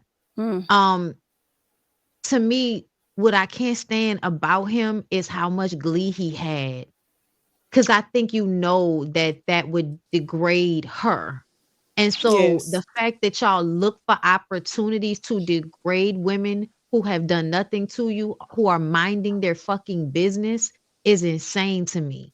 And I'm seeing a pattern of, that's why I go in on niggas. That's why when I talk about Trick Daddy or Safari or any of these big back, ugly, nasty, stank, garbage juice looking ass niggas, I go in on them and their looks, and I don't give a fuck. And this is the reason why, because of niggas like this. Somebody in the comments said that Blueface is handsome. He looks like an STD to me. How he looks to me. And I also want to say the reason why I was so annoyed and disgusted with Jason Lee, I saw somebody say that's his job. If you listen to the flow of the conversation, he said that his mama tried to hook him up with Meg Thee Stallion. His response was, "Been there, done that." Jason Lee jumped to, "You fucked Meg Thee Stallion." Been there, done that could have meant y'all texted, y'all saw a movie together. Been there, done that could have meant anything. But because you don't respect Meg Thee Stallion, you immediately jump to, "Did you fuck her?" That's the issue for me. What that remind y'all of? The Umar and Jada situation. And we shall get into it. Yeah. It's the lack of respect for me. Is there anything else on these people? Okay. Well, let's get into real quick the Scrappies. Okay. It seems like Scrappy has been hanging out more and more with his baby mama, Erica Dixon, since he and DeBam have divorced, probably likely before the divorce was finalized. So they were hanging out for her birthday. And a lot of people have had things to say about them getting back together and reconnecting. But this is what Erica actually has to say about it. Me and Money's father are cool. We are family. We're in a good space. Some of y'all be some weirdos. Like, I'm big on accountability moving forward. I ultimately have to have a relationship, deal with him forever because, thank you, baby, we do share a child. Money's going to get married one day, have kids, share a grandchild. Like, we just gonna forever be family. I mean, some people get it, some people don't. And I think we just both at a place where we just want peace. But he's single, you know. Y'all want to holler at him? Jump in his DM.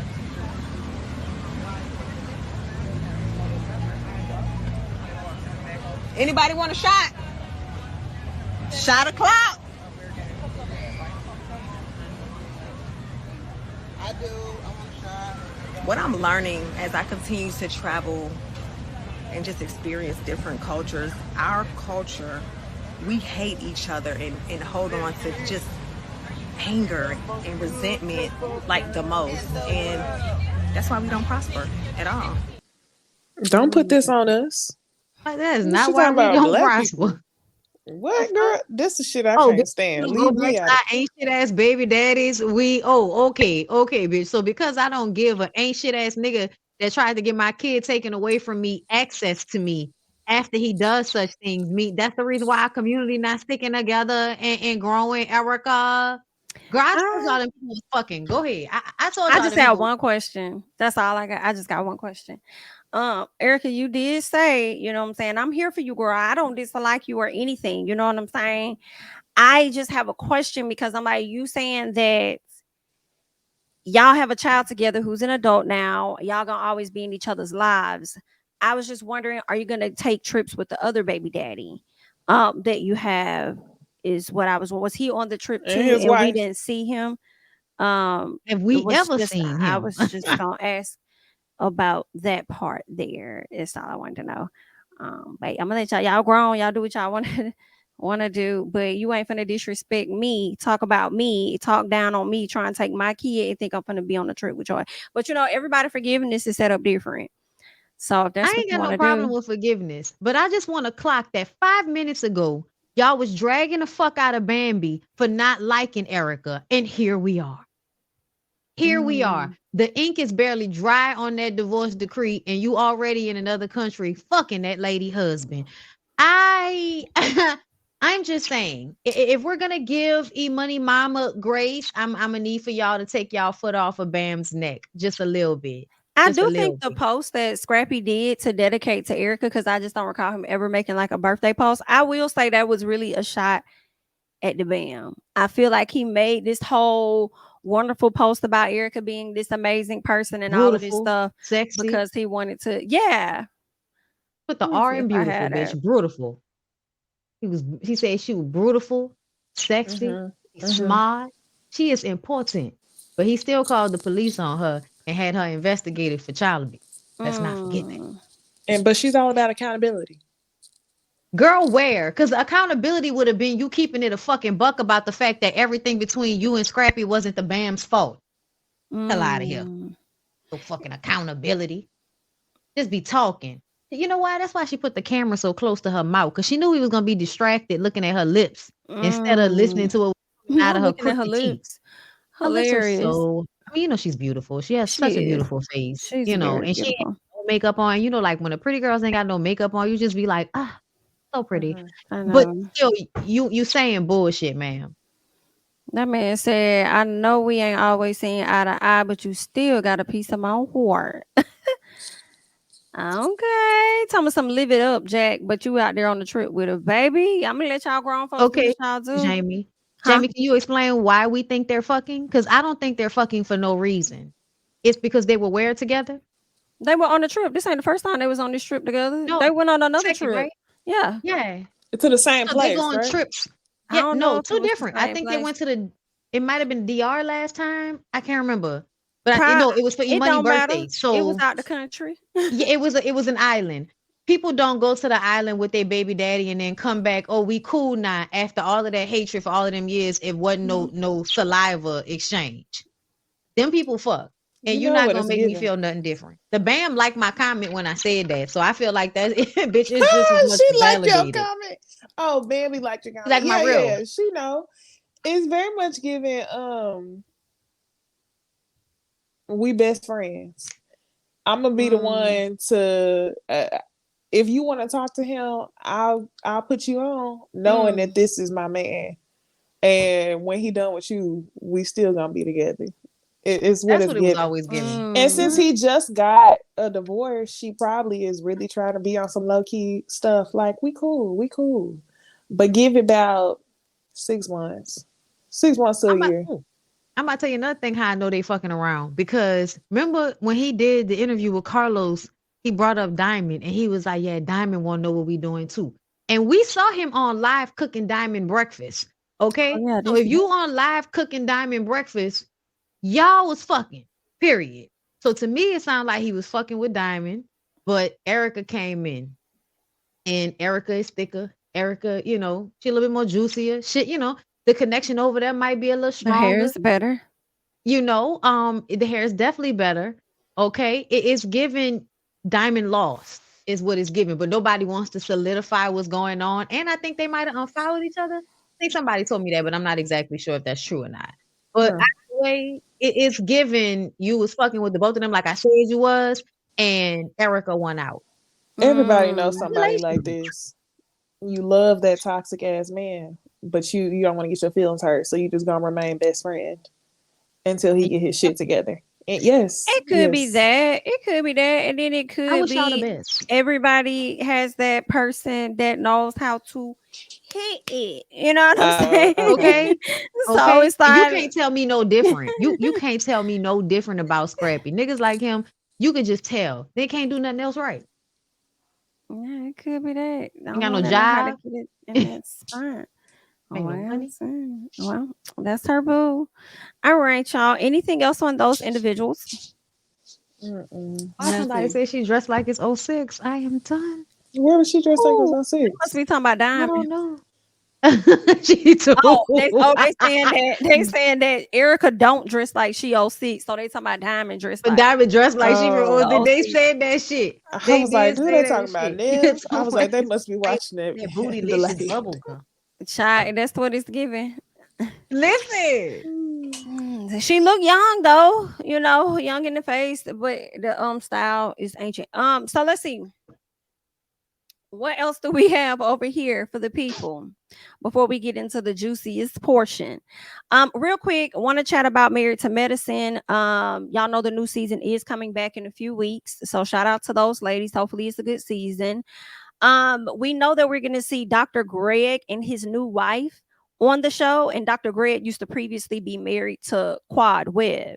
Quad did a sit down with Dr. Heavenly where she talked about feeling disrespected by the production, and I want y'all to check it out so we can discuss.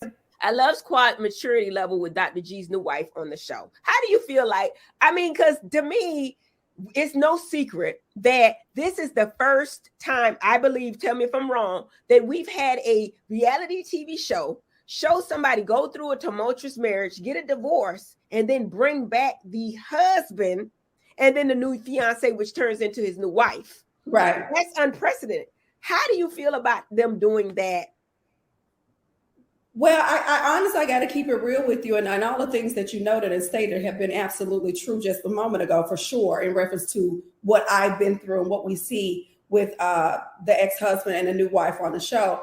I feel disrespected. I feel disrespected. And it's though the conversation was never had with me, and I've been a staple on the show since conception. And so, just knowing that it wasn't a pleasant marriage, and people kind of having some understanding and some insight about what transpired in our marriage. And clearly we sat there in New York on the stage with Andy Cohen, and we were very authentic and very real and raw. And so things were stated there. And I just feel like, where was the respect for me when this decision was made? And I know my cast members don't make this decision. Right. We definitely you all don't make the decision. But I think it's a messy shit though. I mean, if you want a reality TV show, it's some messy stuff. Had a girl get divorced, bring back the husband, and bring his new wife. I mean, you know what I'm saying? That's just try to rub that in Quad's face. Let's evoke emotion from Quad and see what we get. We need something for season 10. So let's put Quad out there to put her on the defense, and let's see how she's going to respond. I love what Kia. Quad need to grow up. I'm about to tell Quad. you why right quick. Just right quick before Go I ahead. lose it. Mm-hmm. She need to grow the fuck up because we saw what that lady looked like. Mm-hmm. This is a good look for you no matter how you slice it. She might have Okay, I somebody was and wondering you if that's don't. where you was going. I was Yeah, wondering because I'm I was sorry. like, okay, yeah, Girl, go she ahead. look I'm sorry. She looked like she on her first season of a reality show. Okay. Of when reality Um, shows was first, getting up off the ground. yes. And it looks a little rough. All women are beautiful. She looks a little rough in comparison to Quad. And so Quad, you really shouldn't feel disrespected by this. You really should feel like that bitch still not better than me. You should take a Jennifer Lewis attitude about this Mm-hmm. situation. You know what I'm saying? And feel yourself because we saw this lady in that little intro, when we talked about it last week. We saw her. We saw her in her little saying. Her Mm-hmm. saying was like Quad saying. It looked like production care about you, bitch. It looked like production is trying to show you that they care about you because she looked a fool in comparison to you. I'm gonna just leave it like that. I just wanted to say that when Quad said she knows that her cast members don't make that decision, I'm like, they may not make that decision, but they damn sure influence it. And I feel like Heavenly always looking out for you to try and get you a check because remember, Quad's contract, what it seemed like earlier on, wasn't even solidified. So Yeah. I wouldn't be surprised if Heaven, it was a scheme that Heavenly set up to come to Quad with the BS for her to come back on the show. But if your contract wasn't even solidified and stuff, and you coming back to the show and you talking about some I felt disrespected, I'm kind of like, but how? Like, I mean, but how? I mean, I hate to say that you're not married to medicine, my love, but you're not. And I know a lot of times we compare this show to other housewife shows where other people aren't housewives, but majority, if not all of the cast members of Married to Medicine, they have stuck to the script of making sure every single person is indeed married. They don't follow the script with the other shows, and that's just on them. Quad is the only one that I've seen to really be able to Phaedra. Now. skate through the cracks. Yeah, and now Phaedra. But before that, I mean, Quad was the only one to skate through the cracks because of her history. But I feel like if anybody should feel disrespected, it should be Miss Mariah, because that's sad that you created a show and then you ain't even on it no more. And they use you in the trailer. Hello. But it's all good. Quad, get your check, girl. Get your check. Let it be what it's gonna be. You ain't gotta get them too much of a reaction. I mean, I understand her feeling a little bit disrespected, but I don't think it's that big of a deal. Only because if you in a work, I understand her being disrespected by the people who run the show in the background, not knowing anything about it. Like, you probably trust some of these people to a certain degree. Nobody gave you the heads up. Nobody told you nothing. But at the end of the day, you still return. So it really didn't make a difference. You was gonna come on the show and make your check. Oh, wait. Which one is the wife? Is it not this one that's on She on the this right side side with the blue jeans? Yeah. Yeah, that's what I thought. Okay, yeah, that's what I thought. What you said was accurate. Okay, thank you. Yeah. She looks gorgeous, but there's a shine that Quad has at this point in the game. Yeah. So there's no need to feel, any type of way about this woman is what the point is. And she got the same black man you had, bitch. Just because she's, better equipped to deal with him don't mean that he's not the same nigga. So there's no need. The only thing they gonna throw in her face is that the girl is so much younger. That's the only thing that they gonna throw in her face. How old is she? Well, I just know she's younger than. I feel like she's younger than her. She's how many years younger than I feel like she probably in her late 20s. I think it's like 15 years, 18 years, something like that, younger than Dr. G. It's not a little bit. That explains like everything. She celebrated a birthday not too long ago, because she do got a twin. Girl, that explains everything. So so she has to be younger than Quad. Not to say that Quad is the same age as Dr. G, but they gonna keep talking about how young she is. Yes, this is when y'all gotta understand that there's a difference between filters and video. So she's about to be 31, it looks like. Okay, because everybody else saying she 32, she 35. Well, I don't know unless I got my weeks wrong. This was posted 53 weeks ago. So yeah, When it was the 30. 53 weeks ago. So she's 31 now. 31. Yeah. She just turned 31. That's still young to be married to a man that's closer to his 50s. But you know, do your thing, young girl. I'm sure he takes great care of her, but it's definitely probably the reason why it's easier for her to deal with him than it is for Quad at this point. Oh yeah, I think she might be 32. She turned 30 in 2021. 30. Oh, okay. Yeah, I had to They look still at been the together for, you know, it still can, you know what it is, y'all. Y'all know you want your old sugar daddy that's gonna take good care of you, girl. Okay, your little sugar daddy. You gonna show him how to be appreciated. I mean, they look Okay, like they because go together. Quads didn't know. They do. They go together. Yeah. Congratulations. Hey, I didn't say she was bad looking. I think she's a beautiful girl. I just think there's a difference between filters on Instagram and what people look like on camera. And it's a difference between her and Quad. Quad should honestly be friends with the girl. She really should. Yeah. Empower her. There shouldn't be no beef. Yeah, not for somebody that you felt just wasn't that great to you as a mate. She graduated in 1992. Yeah, she looks. I graduated high school. What? She was 1992. I'm looking forward to finding out about how they met. No, the note. I read it wrong. Oh. Yeah, I'm looking forward to finding out more about how they met each other because I'm like, how did y'all cross paths? What did that look like? What was that? She looked like somebody that might come from something, you know what I'm saying? Or might have a little something. You get in the right circles with older, you know, distinguished men that, you know, want to be with happy-go-lucky girls who have no idea what they're in for.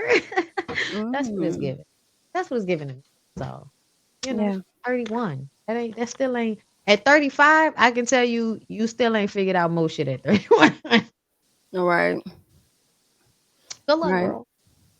Anything else on Quad, Married to Medicine? Anything? Good luck. Good luck. As we speak on luck, this person hasn't been as fortunate, okay? Because one thing about it, social media has been enjoying dragging her without getting the full scope of everything. They want her to shut up. They want her to stop talking, but obviously a book is out, so that's what she's going to do. She's going to promote that. If you check out the interviews in the book, maybe it will help frame your mind. Hello, and you won't be taking sound bites and just putting shit in comments because you want to be a part of the masses and the things that they have to say. There were a lot of her, I guess you would say, colleagues, but not really, because would y'all really ever be in her space like that? But anyway, there were quite a few celebs, I suppose, public figures that had some things to say about Jada Pinkett Smith speaking on her life, her experiences with her husband, and her best friend, Tupac. Okay, so let's go ahead and check out what a lot of these people had to say. You know, at a certain point, you have to say, enough is enough. Ma'am, stop talking. Leave us out of it. Everything I know about this people's relationship, I have learned against my will. I'm so tired of knowing these people's business. I was tired, boss. I was tired. Leave me out of it. Please, enough is enough.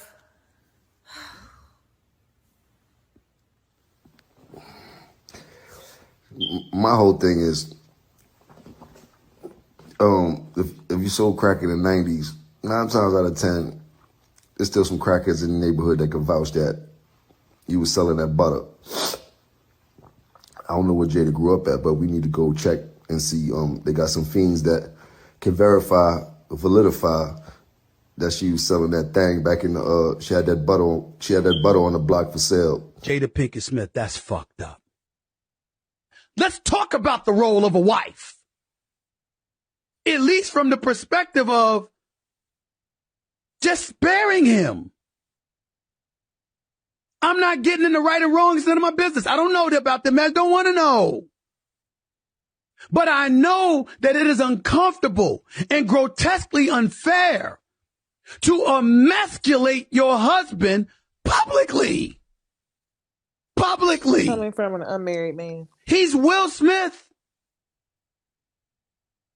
How much smaller do you want to make him? How much? I mean, damn. Come on, Jada.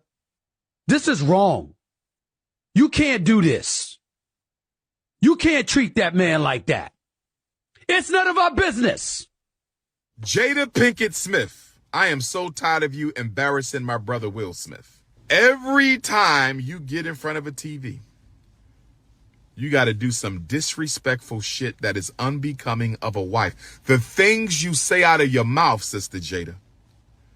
The things you say out of your mouth, Sister Jada Pinkett Smith, I don't think they need to be said. Now you turning around telling the world that Chris Rock wanted to clap your flat ass cheeks. First of all, Jada, no disrespect because you're a beautiful woman in the face. But you ain't got no body. You ain't 5'5", thick in the thighs by no stretch of any man's imagination. Now, if Chris Rock told you he wanted to clap your cheeks, what did you do in response to Chris Rock asking to clap your cheeks? Why did Chris Rock feel so comfortable to ask you if he could clap your cheeks? See, I do not think Chris Rock asked Jada if he could clap those flat cheeks of hers. I don't think he did. But why announce that to the world? Why stir up this conflict again between a man you claim you love and his nemesis? You got on TV and told the world sitting next to your husband that you had sex with your son's friend. Why did you feel the need to go on national television, sitting next to your son, next to your husband, and tell the world you slept with your son's friend? And that's not enough. Now you telling everybody that Tupac proposed to you while he was in prison. I'm kind of getting the feeling, Sister Jada, that you want Will to divorce you, but you don't want to ask for the divorce. You need it to be initiated by Will because you know how much people would have a problem with you running off with half of that black man's fortune that you did not help build. And outspoken since I met you. Never afraid to say what you want to say and how you want to say it. I remember there was a moment you were being transparent about your relationship, and I was just curious if you had any thoughts on how this Jada Pinkett Smith thing is unraveling before our eyes. That's not my business. Give me 5, Monique. That's mind your own. Thank you. And who cares? Me giving my opinion is not, it doesn't matter because what does that do for our community? With me sitting here telling you what I think about Will and Jada Smith. I hope those beautiful people have an awesome life, however they go. That's it.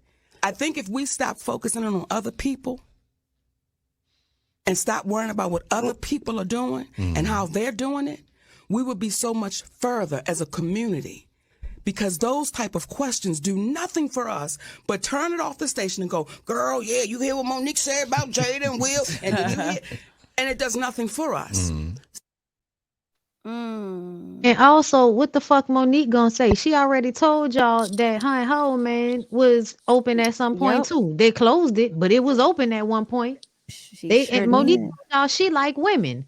Like, honestly, Monique's comment kind of annoyed me because even though I appreciate you saying it ain't none of your business and shit, I still feel like that's such bullshit. Like, for everybody to act like observing each other's experiences is not valuable to the community. I'm gonna say it like that. Now, just sitting up there talking about people's business and you don't know what the fuck you're talking about just so you can have an opinion, yeah, that's of no value.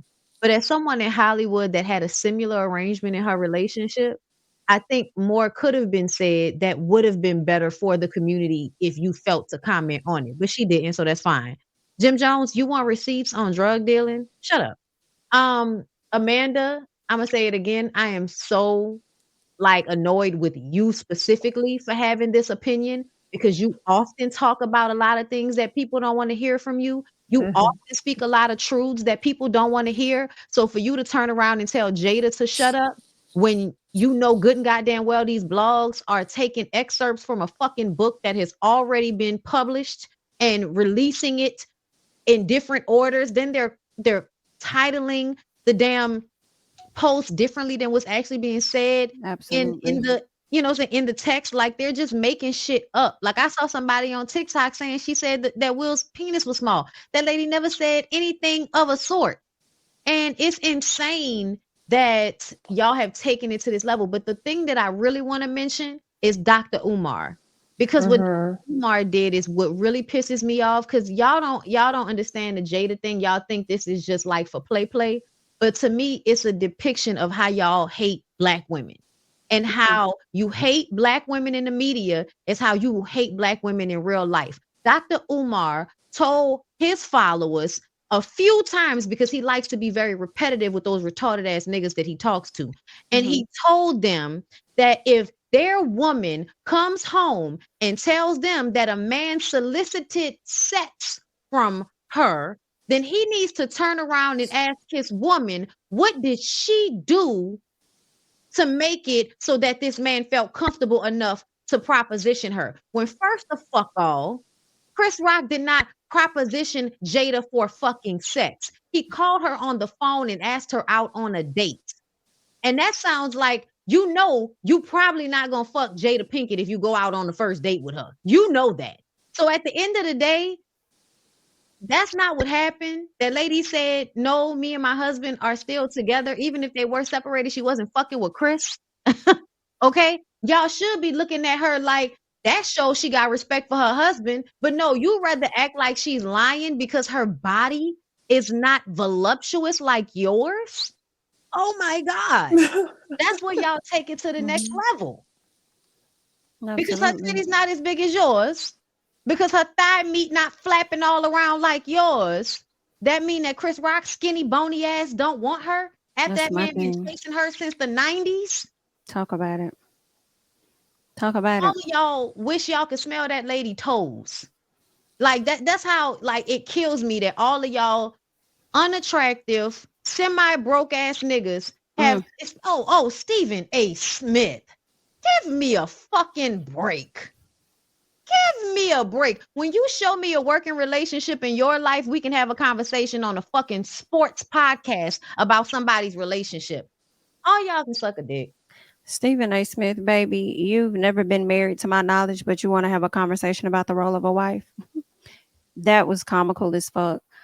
Definitely didn't want to hear you, especially when you spend most of your time talking about sports. I think you should stick to that arena. We're not interested in hearing your opinion about this. And then it was given loud and wrong because you didn't have a lot of context. You just had a headline and then you just ran with it. And we hate to see it. And you talking about sparing Will when Will has actually been complicit and content with everything going on within his marriage for all of these years. But you over here talking about spare him. Meanwhile, Will probably watching your video asking you to spare him because you don't know what the fuck is really going on. So there's that. Jim Jones, baby, who the fuck do you think that you are that somebody needs to validate with you that they sold drugs in the past? Who the hell? Like, what the fuck? Like, that's like, we always hear about women that have actually done time for being like head bitchs in the drug game. So why would it be so far-fetched? And what is your image? Because that was my biggest thing, especially with me, listening to our book and stuff. It's the image that y'all have of Jada that may be leading y'all down a road of disappointment or something. So because she was just a cute girl, pretty girl, long hair, light eyes, all of that, she wasn't capable or possible of selling drugs or something. Like, I don't understand that. But okay, Amanda, baby, you were killing me because it was really disappointing. You typically go against the grain, in my opinion, but in this moment, I felt like you tried so hard to fit into the outrage of what the fuck everybody else was doing. And it actually, to me, was it wasn't a compliment to you at all. You looked and sounded crazy as fuck. Who else? Dr. Umar. Yeah. I'm with Bondi because that's exactly what happened. You didn't even have all the context. Like, that man never propositioned that woman for no sex, and just because a woman ain't got no butt, or even if a woman ain't got no breasts, and even if a woman is shaped like Coi Leray, who's very small, you think that men not supposed to hit on her because she ain't got all of that stuff that some other women got? Like, you sound like a fucking fool. I can't. I just, girl, they just was stupid. And then here's the biggest thing for me. A lot of people are sitting up here asking, why are you still talking? Jada, be quiet. Why? And my question for you is, why the fuck do you not have additional context? That's the biggest thing for me. Why are you just running with what the blogs are posting to get you to like and comment and say stupid shit? Why are you not going to think deeper than what you're thinking? This woman put out a autobiography of her fucking life. What do you mean? Why is she still talking? And in all honesty, she ain't even talking to y'all. She ain't even talking to y'all. She put this shit in her damn book. So that's why. The same thing that Will did not too long ago. So, girl, I can't take it, but we're going to let y'all stand on y'all mountains and yell while Will and Jada continue to be married until they decide that they don't want to be. Yikes. Okay. I think y'all summed it up. I mean, I agree with what both of y'all said. But for me, I think that the bigger issue, because coming off of last week, I was the person who reacted to the blogs and was like, I can't do this shit. I'm tired. And then I understood that she was releasing a book, and that's what the interviews are for. And the blogs are just doing they're doing what they know people are going to do, is read the first headline. They reading through her book, putting out different pieces of the book, and it's making the whole situation convoluted. But what I think is funny is once you do get that additional context that you're talking about, reading the book, understanding what she's talking about, you notice that people are telling on themselves because these men are exposing themselves. Like, why is this headline triggering you to then talk about a woman in the way in which you are? You talking about her body, you talking about the role of a wife, you talking about how she's making him look bad and how she's supposed to uphold the black man, because that's what we all supposed to do, right? So I just think it's really funny because all these people are telling on themselves and they sound so dumb. That's okay. I'm gonna say the reason why I'm so annoyed with this entire situation is not because Jada is on a press run. I'm annoyed because this situation is giving these Kevin Samuels ass followers the opportunity to stand on a soapbox and project all their hate towards women on Jada. And people are actually triggered to continue to be involved in this conversation because it is Will and Jada. So I'm going to exit until I actually, get a hold of the book, figure out what's going on, form my own opinion. But the blogs are doing what they know people are going to do. And it's fine with me that the men are exposing themselves, and some of the women too. Yeah, I definitely agree. Another thing with the whole spare Will and you making him look bad and this, that, and the other, I ain't hear nobody say nothing like, Will, speak up. They attacking your wife. We want you to have that same energy that you had for Chris when you slapped the fuck out of him in front of everybody. So are you going to say anything like take it easy on Jada? I ain't see the rap. Show me the rap. What I did see on his page was when he was like, all right, my whole thoughts about this whole thing is I chew. And that's all that he gave. Yeah, So. now he did a rap on Twitter. Okay, let me I'm about to. I refuse to call it X. Okay, hold Same. on. Y'all just give me a second because I gotta scroll through. Oh, here we go. Oh, you found it? Okay, I ain't gonna play it because I don't know who beat that is, but I'm about to put it in the chat. Okay. Our chat. Okay, cool. But at the end of it, he said when some about y'all keep talking about the divorce, mind y'all business. Like, that's what he said. I love basically. to hear it. Keep my wife's name out your fucking mouth. How Dr. Umar basically was sounding like, well, what did you do? What was you wearing in order for someone to sexually assault you? That's the angle that he was taking when he said, what you got a question, what was your wife doing to have Chris, proposition her? That's and I want y'all to take it deeper. Yeah. Think about the man that's listening to Dr. Umar in his fucking car, angry coming home from his job, and he gonna go home to his old lady with this fucking energy. Like, I'm just saying, like, think about the stupid ass men who hear this shit, who Dr. Umar emboldens, and the women that are gonna have to deal with that energy from some fucking man about some insecurity because Dr. Umar said you need to be questioning your woman and somebody wants to have sex with her. That is insane. Yeah. Women are women. People want to have sex with us no matter what we do. or It is wear or insane for say. y'all. It doesn't even matter. It doesn't even matter. And it's, yes, it is very much is giving grape juice culture. And I'm so tired of it, y'all. I'm so tired of people perpetuating it. It's really sickening. And another thing that aggravates me about the way y'all respond to the Jada and Will situation is their dynamic is normal in the Black community. People fight and fuck. They break up, they get back together. They break up, they get back together. They might even have a break baby here or there. Now, I don't think they had no break babies, but they was in relationships with people when they were not together. People would think that somebody was cheating, but really, Will probably would come to Jada and be like, I want to fuck my co-star. And then Jada would be like, okay, nigga, so I guess we not about to be together right now.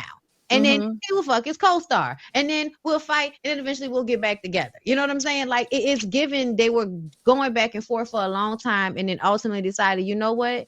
We need to figure our own shit out. Let's just separate but still stay married because we have, I don't know, millions of dollars together. We have kids. We still like each other. We like our family vacations together. We like the fact that we live on the same property. Like, our house is huge. We understand each other. We feel safe with one another. I don't think anybody's going to fuck with me the way you fuck with me. They both feel like that about each other. Everybody, mama, grandparents, people know about this shit because it happens in a lot of people's relationships once they get to a certain age.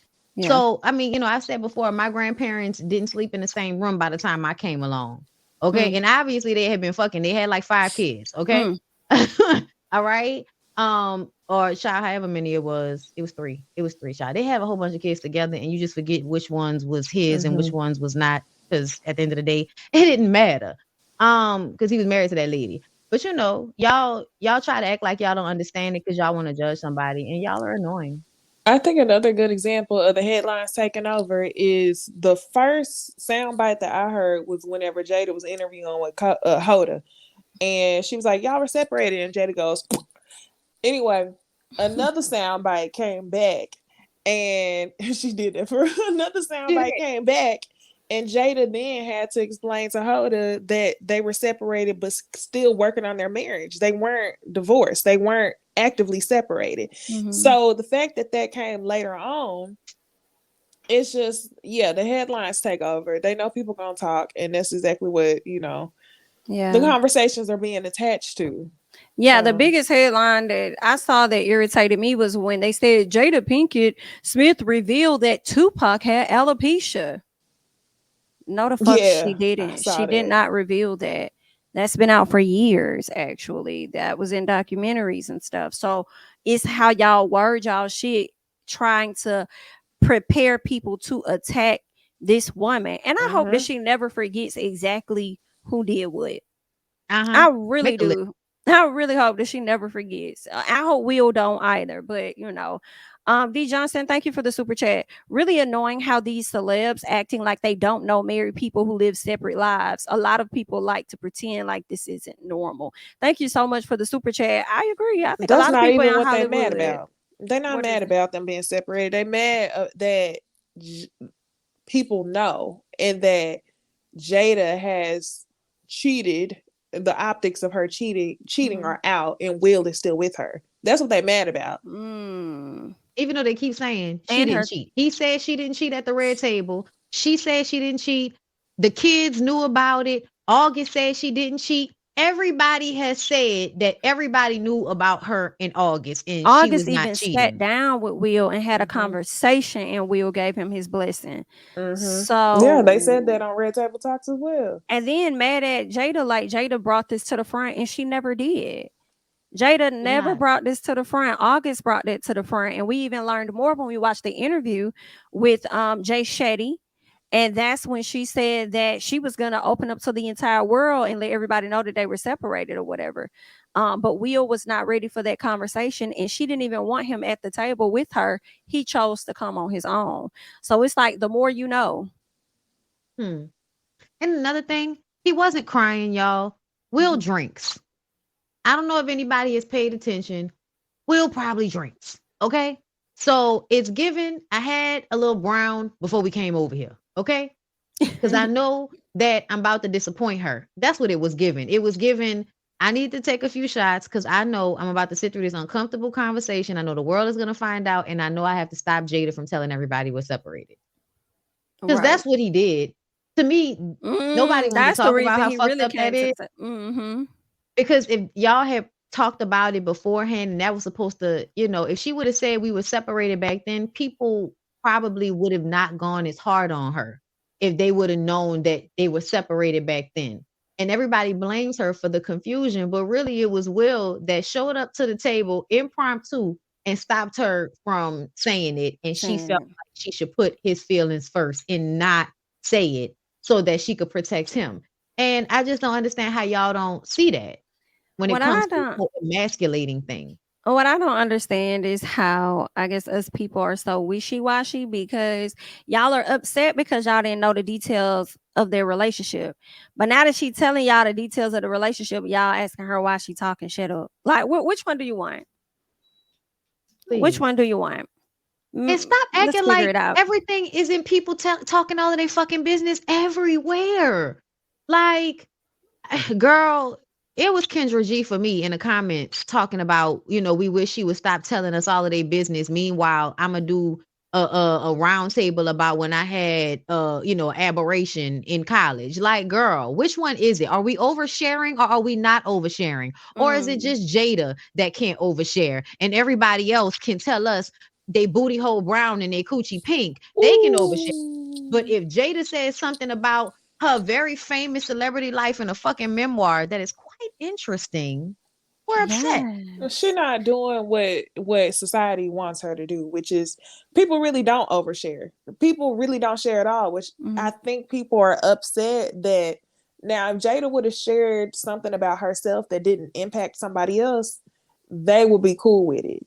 But they can't imagine that Will is complicit in this and her sharing both of their experiences. It kind of remind me of like, every couple of years, because I would much rather have the truth. Not even every couple of years. I ain't gonna play myself. Probably once a quarter. I'll be like, Gabby and Dwayne ain't gonna talk about this side, baby. Because that's what they want Jada and Will to do. They want Jada and Will, while we all know the truth, which was, it was an open, like people talked about the open marriage.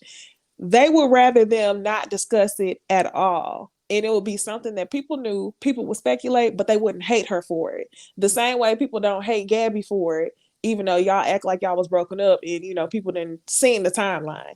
So like Jamie said, which one, what do you want? You know what's got all of us in a chokehold, American people and beyond? Our perception of celebrities. Because we put this image on them like they're supposed to be a certain way. And then as soon as they operate outside of that, we get the dragging them. But I do feel like with Jada, if y'all check out the book for sure, I think you will come to understand a lot of things. What chapter are you on in the book, Bondi? I just started part 2, which I think is chapter 7. Okay. It was right, after she on the went to same part. college and everything. Yeah, when she went off to college. So I think we might be in the same spot. I didn't know. Are you got the audio or you I have reading? the audio book. I have the audio book and I ordered a autographed copy. Like $35. 35. Okay. Cool. See, Yeah. because I'm liking the it's book. kind of like a workbook too. So that's why I was like, yeah, I want a physical copy. Because it's really a book that's about self-help. If anybody has read self-help books, you probably would really like her book. At the end of each chapter, she'll use whatever the stories that she told during the chapter, like whatever the lesson was, she'll pull out the lesson and then she'll ask you to ask yourself, like, is this something that so for instance, one of them was, are you addicted to chaos? A lot of us are addicted to chaos because of the things that happen in our childhood. So she's like, so what was the cause for you to be addicted to chaos? And when you figure it out, it loses its power. So she's basically like, trying to give y'all lessons of what she's learned about how to deal with life. And I honestly feel like it's upsetting to me when I think about it, because so many people be so upset and so bothered and so fucked up in life and so miserable. And somebody's telling you, hey, I understand it. I went through this and this is how I ended up getting through it. And instead of being like, oh, let me hear how you got through it, maybe it'll help me. Y'all like, bitch, shut up. Please shut the hell up. That's what they, yeah. You embarrassing Will. Be quiet. Be quiet. That's what it's about. Hello? Embarrassing Will. But Will Projecting. could do his can write own an book album. and say, come on. Beyonce can write an album. Kerry Washington can come out with a book. People can write, people tell their lives all the time. But Beyonce can write an album because based on the optics, she was the one that was hurt and had to forgive. Based on these optics, True. Will was the one who forgave. So that's why they mad. I ain't sorry. Hell no. She got too much power is how they feel as the black woman. But yeah, okay. So that's really all that I got. I don't really got no more. Definitely gonna continue to listen to this book. I ain't been taking notes like I need to, so I don't know. I was thinking about, going back a little bit, but it's really good. Y'all make sure y'all check it out if you care to. I know I got mine with a credit on Audible, so shout out to them. So I might end up getting that autographed book myself. Hello. But yeah, is there anything else on Jada and Will that you guys want to talk about? Y'all gonna be sick of them even more since they thinking about writing a book together. Saying don't try this at home. Yeah. It's probably good too. That sounds like a good book. You know what I was thinking, and this may sound so crazy, and I hope it doesn't, but I thought about it earlier, and I was like, I would not mind seeing a biopic of their lives, but like a 3-parter, right? So we see Will's upbringing, then and where he gets to that place where he's about to meet Jada. We see her upbringing to where she got to the place where she's about to meet Will, and then the third part would be them existing together to where they are, up until where they are today. I'm like, that would be dope. That would be dope. Like, Netflix. All right, bitch. Run me my coin. I'm gonna need at least 10%. Not Lifetime. Netflix. Hello? Yeah, no, Netflix. Netflix. It needs That to be would be like dope. a Netflix or Amazon Prime or something. Ooh. Did y'all see The Burial on Amazon Prime? No, I need to watch with it. Jamie I haven't heard Foxx. about that. Girl, I have heard of it. That y'all, it's it's based on a true story. So y'all I'ma watch definitely gotta check out The Burial. I watched this weekend, and when I tell y'all, Jamie Foxx is a phenomenal actor. He's he's great. He's hand clap. Shout out to him. But yes, y'all be sure to check that out. But that concludes our episode for tonight. Okay, I hope that you guys enjoyed it. All right, be sure to like up the video. Also know that you can catch us on Instagram and Twitter at Ooh Ladies First, at JamiThatsMe, at Bondi Blue, and at Niecy Dixon. If you have any questions, comments, all that great stuff, any advice, all of that, definitely email us at oohladiesfirstpanel@gmail.com. All right, make sure you're subscribing to all of the channels. We appreciate you guys. We won't see you all on next week because we like to take a week off, but we will see you guys the following week over on Niecy Dixon's channel. Okay, so that's all we got. You guys have a good night. Bye.